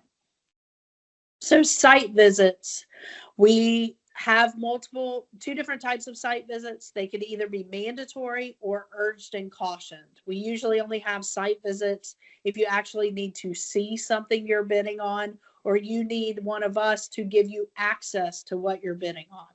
So a mandatory site visit is at a specific time, location. You cannot be late. There is a sign-in sheet, and only vendors that are signed in on the sign-in sheet by the start of the site visit are then have their bids accepted. So it's mandatory that you attend that site visit, and we will not accept any offers from anybody that's not on that sign-in sheet. And when I say anybody, the firm, not necessarily the individual. We also have urged and cautioned site visits where we will hold a site visit, but you don't have to attend a bid. But that allows vendors to be able to see what they're bidding on. It might be something where you would still have access to it, even if we weren't there. We will hold an urged and caution just for you to be able to see if you want to. Acceptance is not a requirement, or attendance is not a requirement on an urged and caution site visit. So when we talk about submitting our bids, most of us are either working remotely part-time or full-time. And so know that in the solicitation document, it will tell you how your bids have to be submitted. The majority of the state agencies are now using the Ariba sourcing tool, which is also a part of e-procurement. That's why I said that the e-procurement help desk can also help you with submitting your bid through the Ariba tool. So they are there to help you with that as well. We at the state agency can't see your side of submitting your bid. So just know that if you have questions, contact the help desk. Direct submittal via email can happen for those RFQs and the IQR PDF. Most people are not sending things by mail anymore. It's either coming via email or then using the sourcing tool to receive bids electronically. Just when you're looking throughout those solicitation documents, make sure that you're looking for the requirements and when those bids have to be submitted. Specifications, so basically requirements are specifications that the vendor must meet or submit with their proposal to be found responsive. So requirements are a yes, no. They're not normally evaluated. You either meet or you don't meet. Some examples could be that the vendor must deliver the product within 15 calendar days. So if you are outside that 15 calendar days on your delivery schedule, you don't meet that requirement. If everybody's outside that schedule, then it then would just go to cost. But if we are requiring that you meet that 15 calendar days and your vendor, you didn't meet that, then it would go to the next vendor that could meet that. Vendor must submit with its proposal a copy of the general contractor's license. If we require you to submit that with your proposal and it's not there, you could be found non-responsive. The vendor must submit with its proposal 3 references where it's purported. So if you don't submit your references, then you could be found non-responsive. You could see something that says vendor must submit product manual. If I saw that, I would say, well, during the question and answer period, when do I need to submit that? Does it need to come with my proposal, or does it come if I am awarded? So I'd ask that question during the question and answer period to make sure that I know when I have to meet that requirement. Can I meet it if I'm awarded with the product, or does it need to come with my proposal? Those are the types of questions and things to think about as you're going through those solicitation documents. Evaluation criteria are the how we are going to award the contract and how you plan to meet and accomplish the goals of that project. So we could ask, these are usually the 3 biggies that we do ask for, but it could be anything. We could be evaluating on anything for that particular project. However we are planning on evaluating will be submitted in that proposal.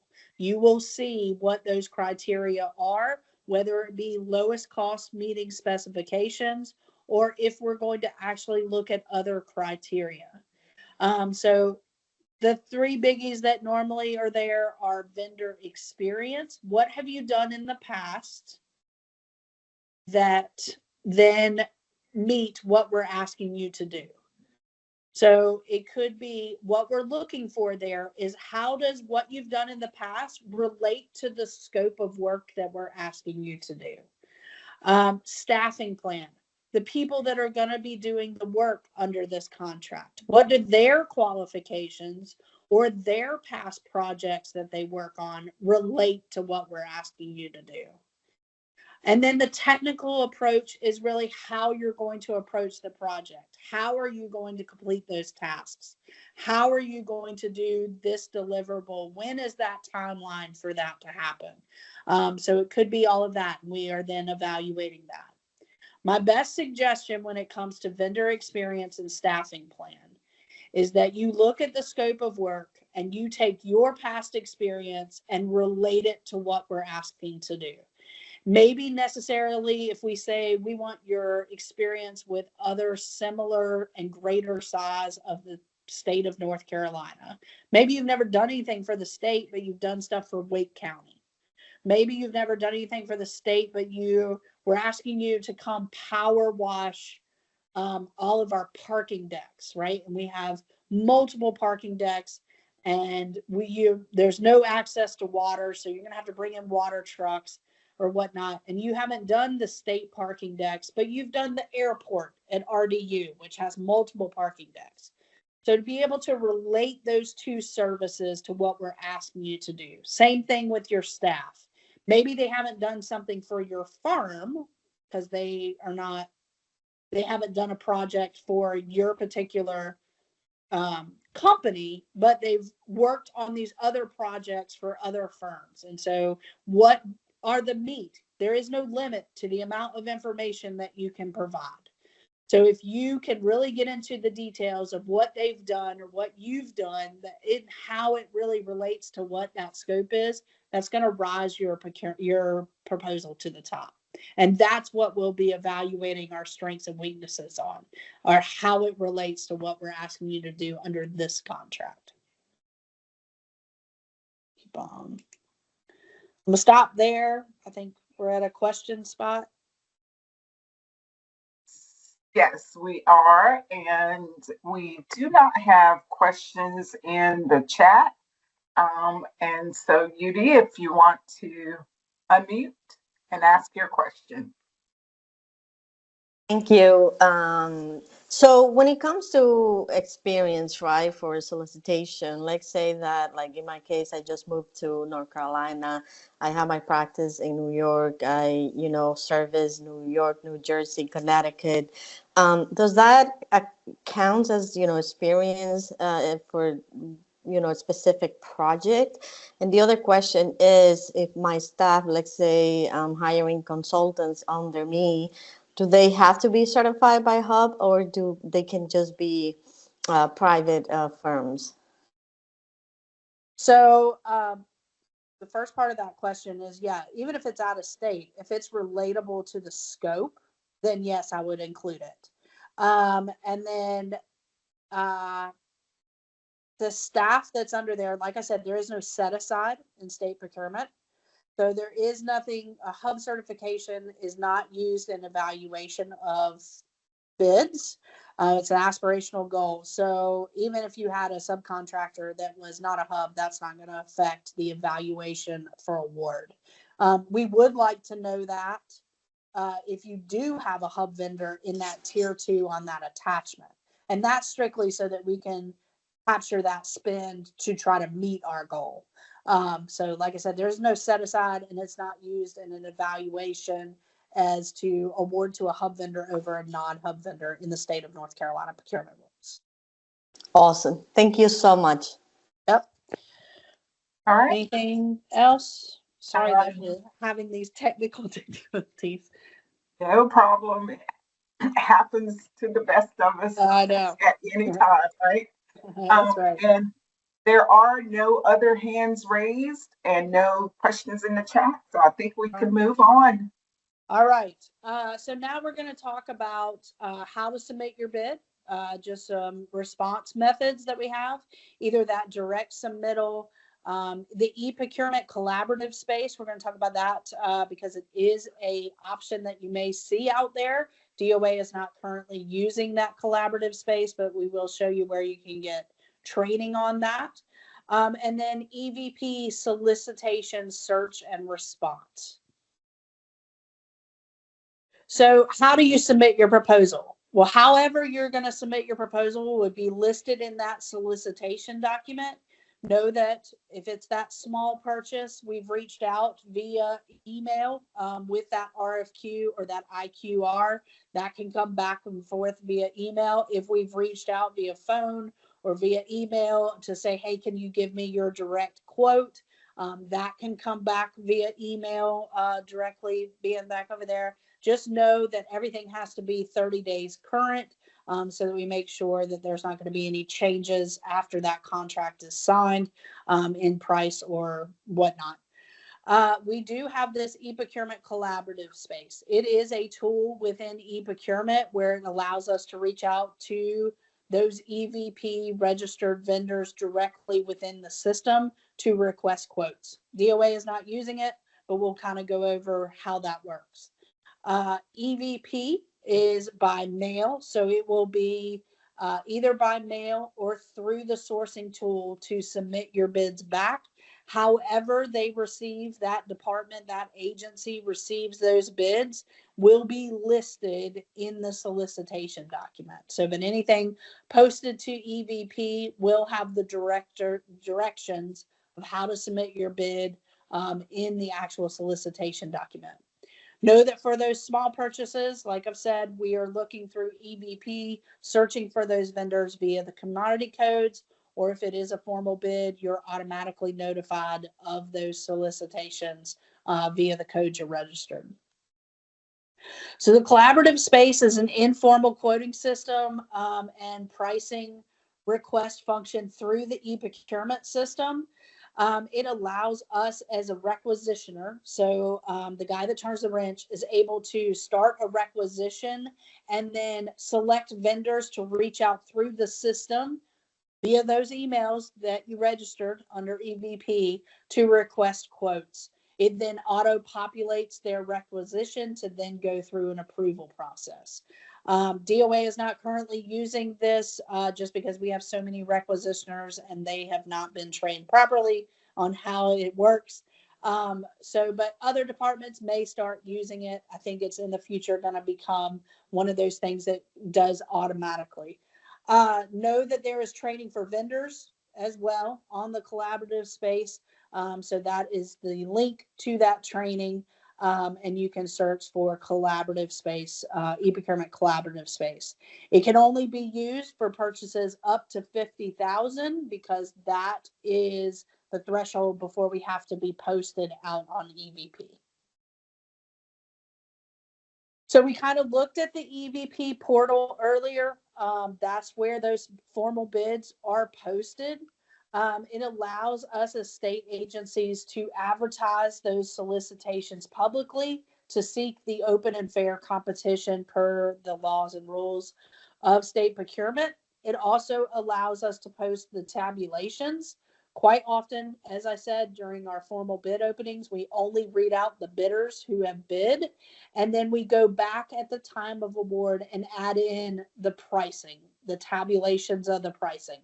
So we're able to upload those tabulations, and that all stays confidential until the award to allow for any negotiations that need to take place that would change that pricing. But it does allow us to eventually post, and for you as the vendors to be able to see those tabulations and award information. It also allows us to post the award notification out there, and that is how the vendors are notified of award.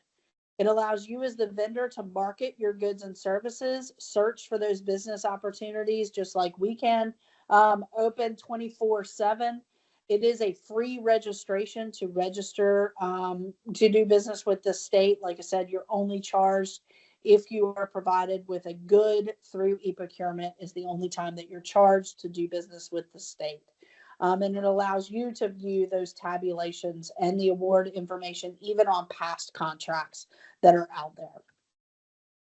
So we've kind of already gone through this, but this is the portal. Just know that you don't have to be signed in to be able to browse our solicitation or browse using our vendor search. Once you're in here, you can go through the solicitations. Know that you can, that it has opened, but we haven't awarded. Awarded means that that awarded contract is there. You should be able to see the tabulations and who it was awarded to.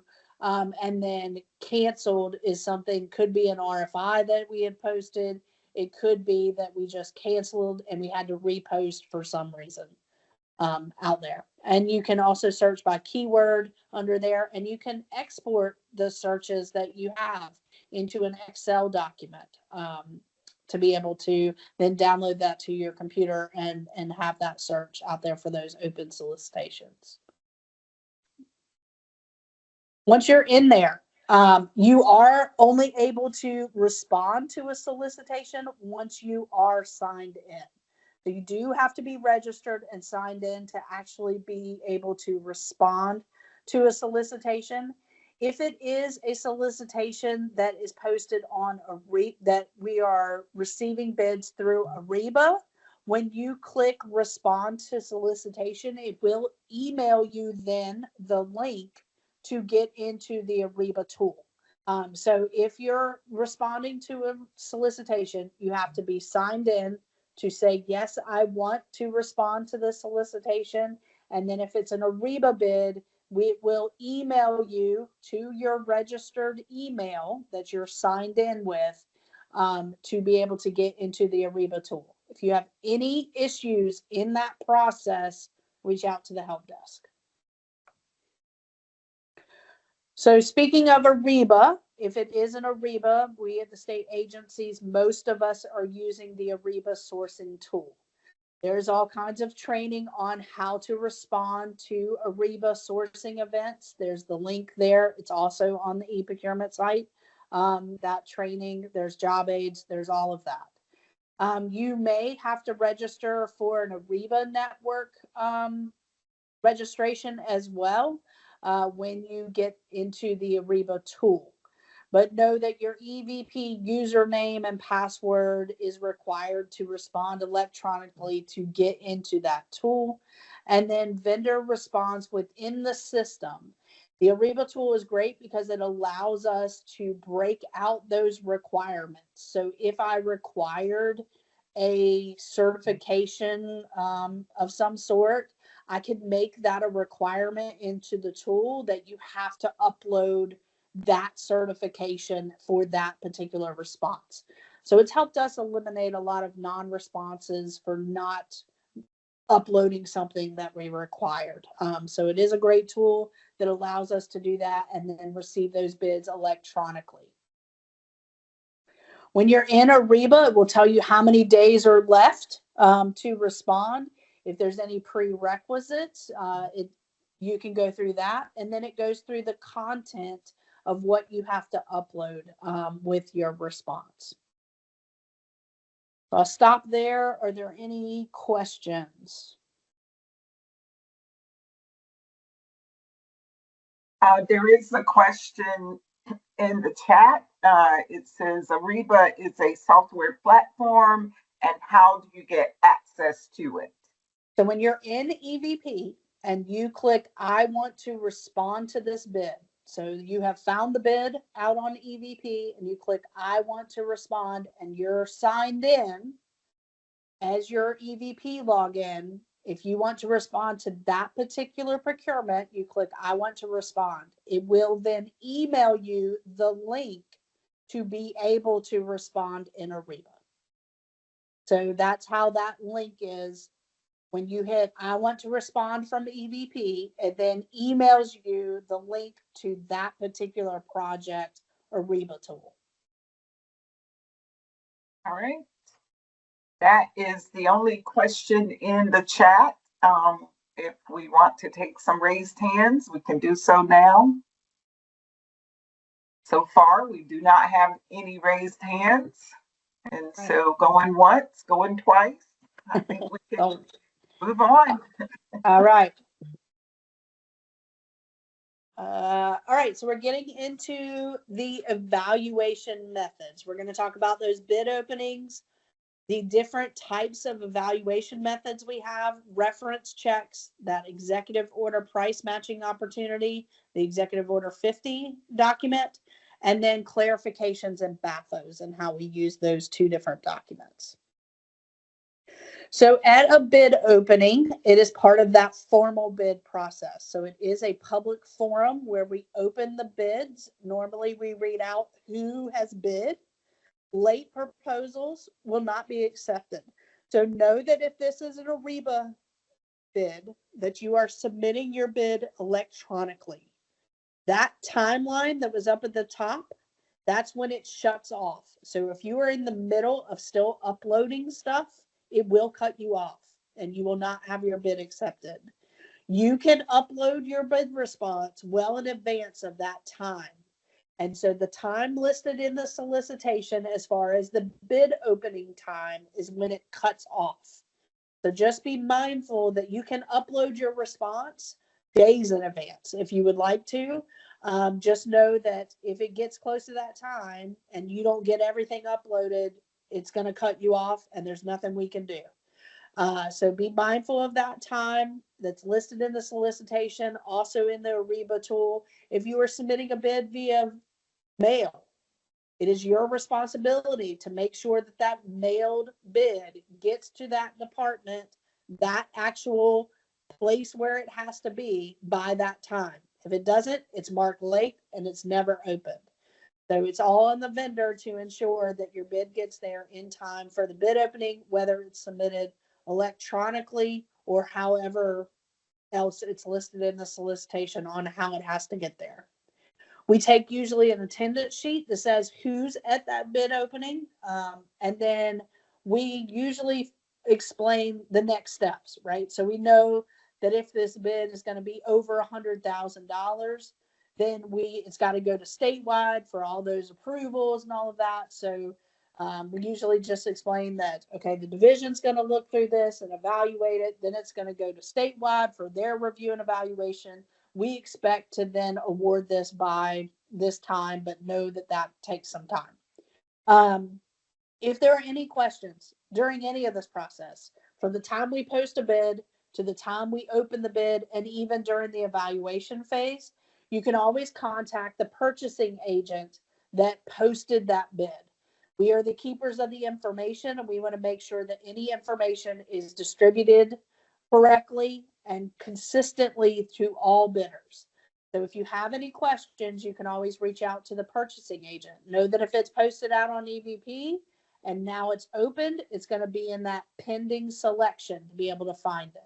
And know that if you have any questions on the back end, even after it's awarded, you need to contact that purchasing agent for that. So my suggestion is when it's posted, you write down that solicitation number so that you can keep up with it. It's easy to search an EVP. Those tabulations will be posted after the bid opening. We try to do that within 24 hours, and then it's updated at the time of award with that pricing. So the three different types of evaluation methods that we have the lowest cost. So you've heard me talk about that in IFBs or in the small purchase arena. It's all the lowest bid meeting the requirements. So let's say that the delivery time is going to be longer on a bid where we're having to rent something in the meantime. So maybe the delivery time could be sooner with this bidder, but it's going to cost us more money. We could talk about the total cost of ownership where we're going to have to rent that other piece of equipment to get us through, could then raise that bidder to be lower because the other vendor can't get us that piece of equipment for a while. So when we talk about total cost of ownership is what we then are assessed on who is the lowest vendor. And then meeting those requirements. What are those requirements? It's listed in that bid what those requirements are to then offer the lowest cost. The other way that we can evaluate bids, which will be put into the solicitation document, could be we are looking at what have you done in the past? Who's doing the work? How are you going to complete the project? And we assign a point value to that. So we could evaluate something other than cost. Cost is always a factor. But we could put a point scale on it so that those other technical requirements are more points than the cost. And whoever gets the highest number of points then is awarded. The other type is that we have a narrative method. So we could have all these criteria. We are looking at what you've done in the past and all these other different technical specifications. We're noting our strengths and weaknesses in those areas. There is no point scale. But it's then through that narrative and through that evaluation of those strengths and weaknesses that we're awarding to the vendor that provides the state with the best value. So it is a narrative justification based on our evaluation of strengths and weaknesses of what vendor gives us the best value in a trade-off between how much does it cost and who has the best proposal. So those are our three different evaluation methods. Whatever method. So whichever method that the state is using for that particular procurement would be listed in the solicitation under that section 3 if it is a PNC procurement. Reference checks. So listed in the solicitation if we're asking for references. It could be a requirement that you submit those references with your proposal. Look for those must provide references, however many references we're asking for.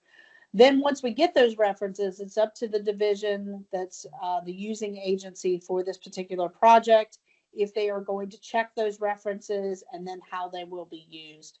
Normally we're looking for, is the reference related to the scope of work that we're asking you to do? Have you done jobs that are of the same size and scope? And then are those jobs, what was the performance under those jobs and those references that you've provided? Clarifications and BAFO documents. So as we talk, those are changing a contract, changing a actual evaluation during the evaluation phase. So a request for a clarification is usually a yes, no confirmation of something that came back in your bid that we didn't understand or was unclear. And we're asking you to clear up those questions that we have during the evaluation. You can't alter your bid. You can't alter your cost. with a request for clarification. We're just asking you to clear something up for us.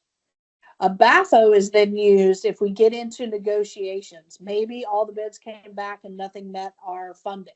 So now we're going to go back and say, what is your best and final offer as far as cost? Maybe you took exceptions to one of our terms and conditions. We're going to negotiate those terms and conditions and then finalize it with a best and final offer document. So those are the two different documents we use to add to the solicitation that came back, your response that came back during the evaluation phase to ensure that that's part of the contract. Executive Order 50 is an attachment in the back of IFBs because it's for goods only. It was set up in place when Bev Perdue was our governor in an effort to ensure that goods that are purchased for the state are manufactured and provided by state state vendors. So what it does is if a vendor would like to participate in this price matching opportunity, when we get the bids back, if the in-state vendor is within 5% or $10,000 of the non-resident vendor, we will give the in-state vendor the opportunity to match that out-of-state vendors to keep those products produced within North Carolina. If a vendor is an in-state vendor, and that means that you're headquartered in North Carolina, you can opt to participate in that. It's an attachment in the back of an IFB to participate in the price matching opportunity. If you're within that 5% or $10,000, during the evaluation phase, we'd reach out and say, you're in that range, you opted to participate in the price matching. Here's what the out-of-state vendor's price is. Will you match that to keep those dollars within the state? Any questions there?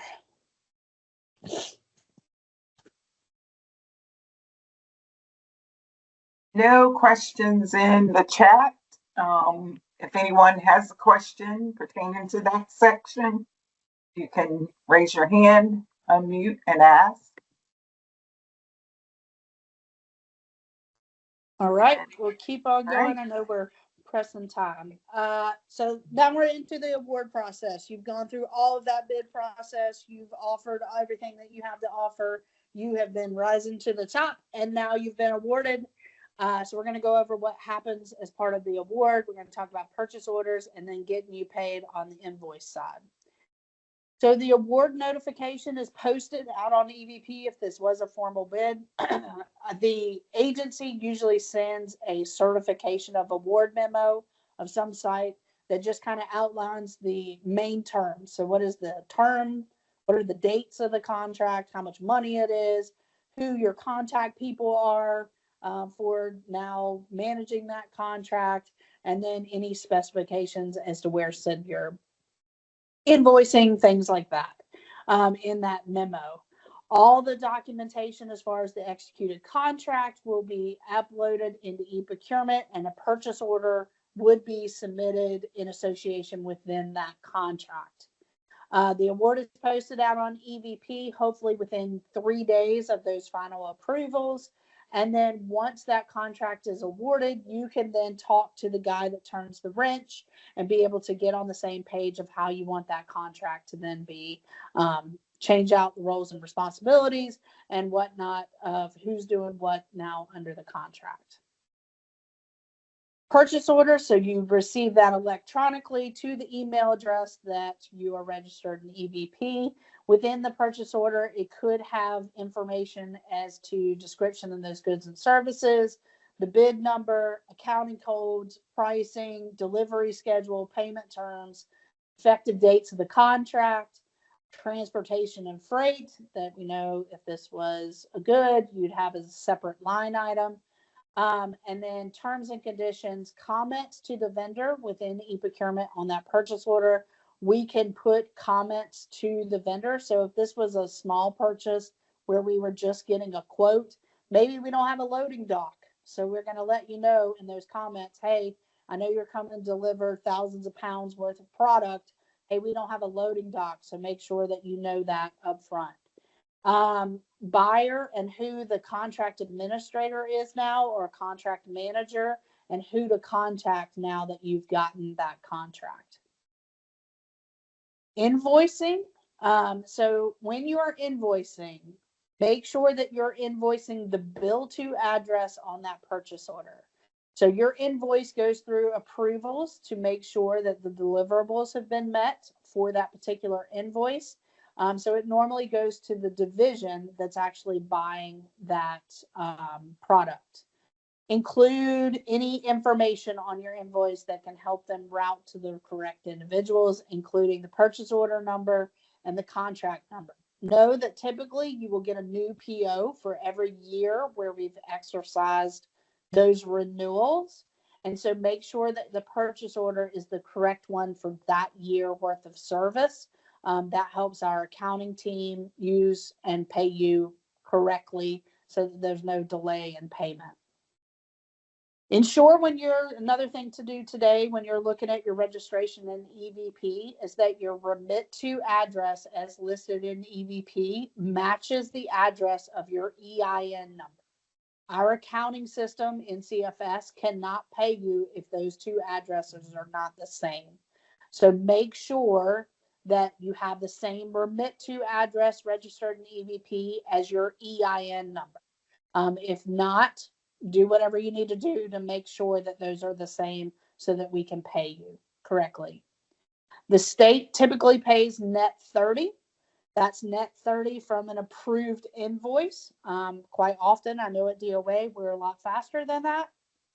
But that's what it says in our contracts. That's what it says in our terms and conditions, is that the state pays net 30 from an approved invoices. Check writes happen on Tuesdays and Thursdays. We do electronic funds transfer.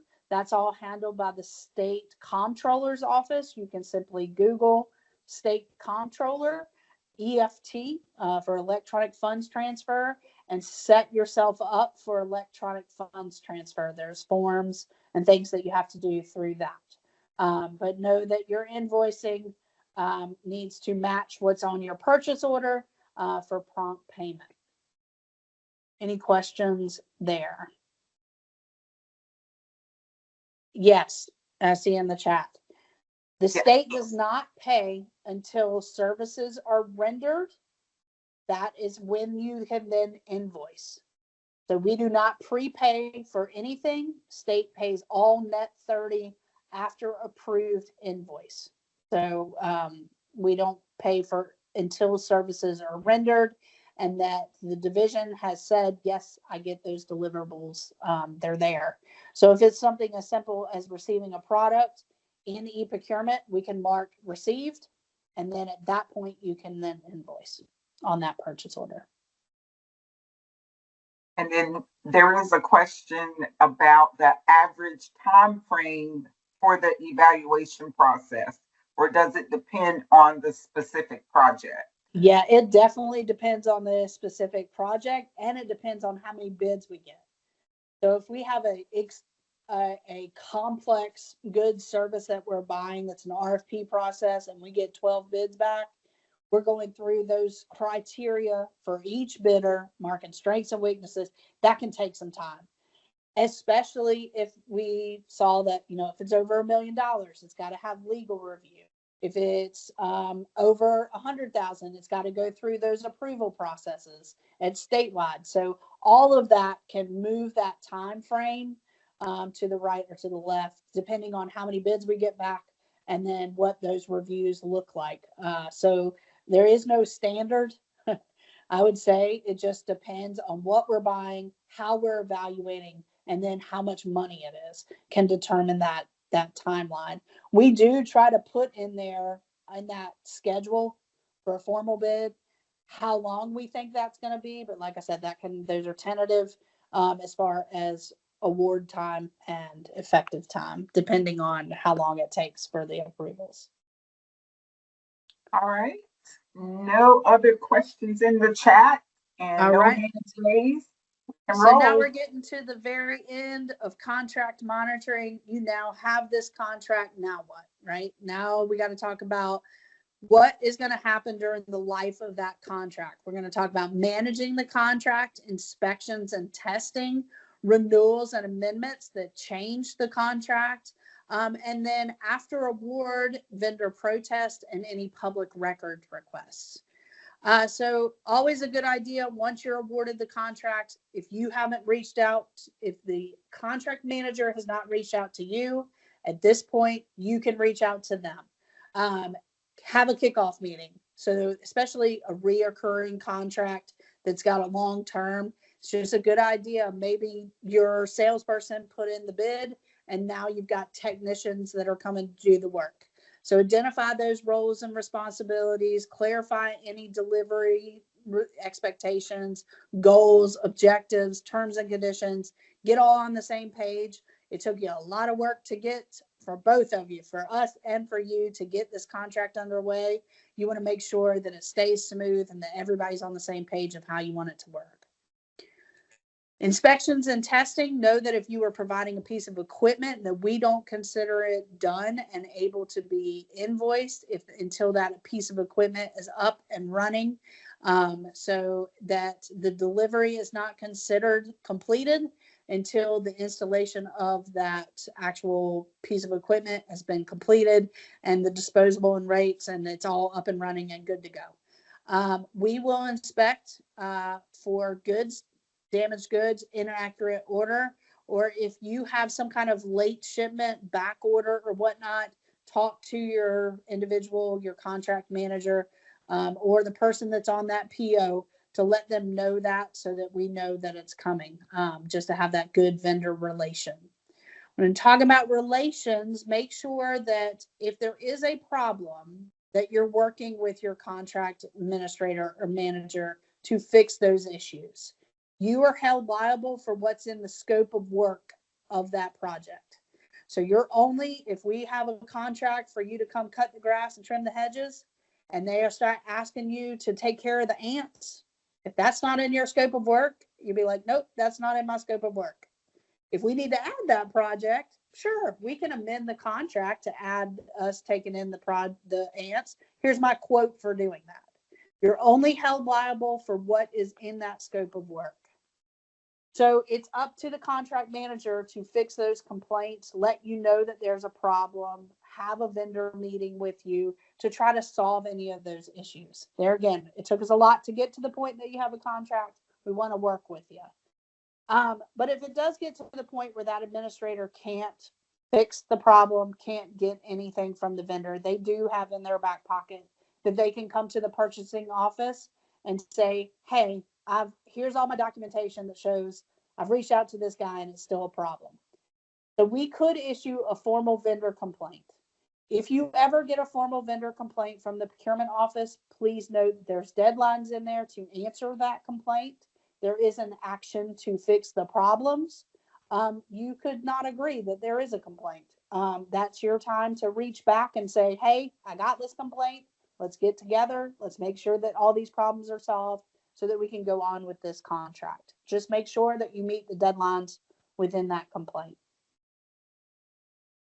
Renewals and amendments. So renewals are written ahead of time in that term. They're approved ahead of time. Like we said, 3 years is the max that an agency can do without additional approvals. And so 3 years would include any of those renewals that we expect ahead of time. Renewals are at the sole option of the state to be exercised. The state says whether they want to opt out. There could be multiple reasons why they don't. Could be we need to change the scope. It could be there's a change in process. It could be that we don't have any more money. It could be multiple things that why we do not exercise a renewal. But if we do, we send a renewal agreement or an amendment to the vendor that says we want to exercise that renewal. Are you okay exercising that renewal? And then we both sign it and it becomes part of the contract. Often you will get a new purchase order at that time of renewal. Amendments can change anything, not just renewals, but it could change rates. It could change, now we've expended all of our renewals and we still need to extend. So how does that happen? It could change scope. It could change cost. It could change lots of things. Only the purchasing office can change the terms of a contract. So if the guy said, yeah, just throw those ants on there, you gave me your quote, just bill me for it. You'd be like, no. It's not in writing. And when you try to submit that invoice, if it's not attached to that PO, we're not paying for it. So make sure if it's not in writing, it didn't happen, you provide that quote, we amend the contract to add the ants to it so that we ensure that we can get you paid for them providing that service. Vendor protests. So if you feel that during the procurement process you were harmed by any way, or that we didn't follow one of our policies, procedures, or something written into that solicitation, you can protest the award.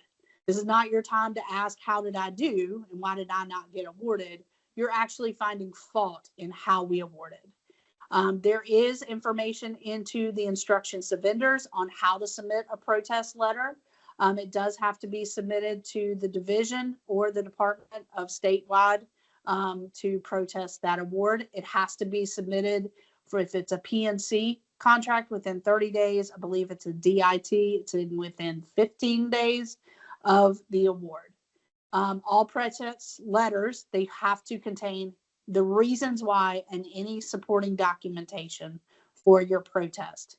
It's up to then the state procurement officer to say, I want to bring you in to talk about this, or here's your response to your protest, whether we deny it or uphold it. If you would like to see how you did in a particular project, you could submit a public records request. After award, our procurement file becomes public record.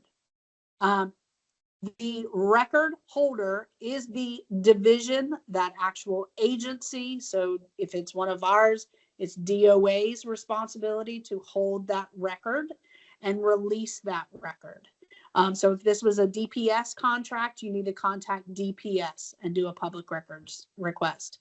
Most of our departments have an online form. You could Google public records request for DPS and find their form.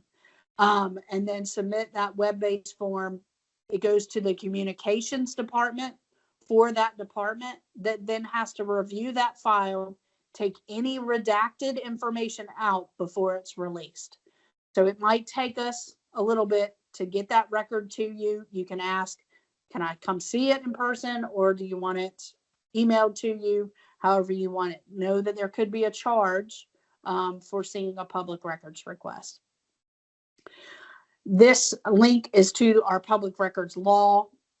Just know that there is a law. Know that when something is out for bid, the only information that we can release on a past contract when something is out for bid is who currently has the contract and how much money are we paying. So if you want to see how you did, you could submit a public records request and say, okay, now this has been awarded. I want to see the evaluation documentation to see how I did. I want to see what the strengths and weaknesses were of my bid. So you could ask to see the award recommendation letter. You could ask to see the evaluation documentation. Also, just a food for thought, when you are submitting a bid, know that anything that you mark as confidential will be redacted. It is on the vendor to mark what is confidential. So even if you're not awarded, we could release your proposal with anything that's not marked confidential. Price is never confidential in state procurement. So your price could always be released for that. The last thing in here is the websites that I've talked about today. We've got the purchase and contract website, the DIT purchase and DIT procurement website where those state term contracts are listed, EVP, e-procurement, and the hub office's website. The only other thing I want to just tip or trick that I want to let you know is that on PNC's website, on the far right, you will see a link that says EVP Department Procurement Contacts. That is a list of all of the procurement directors for all the state agencies, community colleges, and universities. If you're trying to market yourself, every department has a website. Go and look on their website, see what they do, see if it's something that you may be interested. That's a good starting point to get a state agency phone number, to reach out to the procurement office and say, hey, this is what I do. Here's my capability statement. I see that this division is under you and might have use for my stuff. Can you give me a name, or can you forward on my capability statement to the guy that turns the wrench, that then is looking for those quotes to fix his boiler, right? So it's just a good starting point to be able to market yourself outside of looking for opportunities that are posted in that small purchase threshold.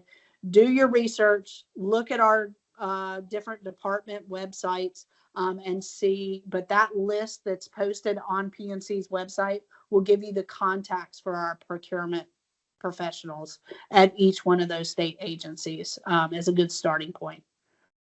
That's my last tip of the day. Don't think I have anything else. Any other questions? Yeah, we are. We do have a question in the chat, and I'm going to go ahead and read them out loud. It says, are you available for questions regarding the process and content of the presentation after this presentation?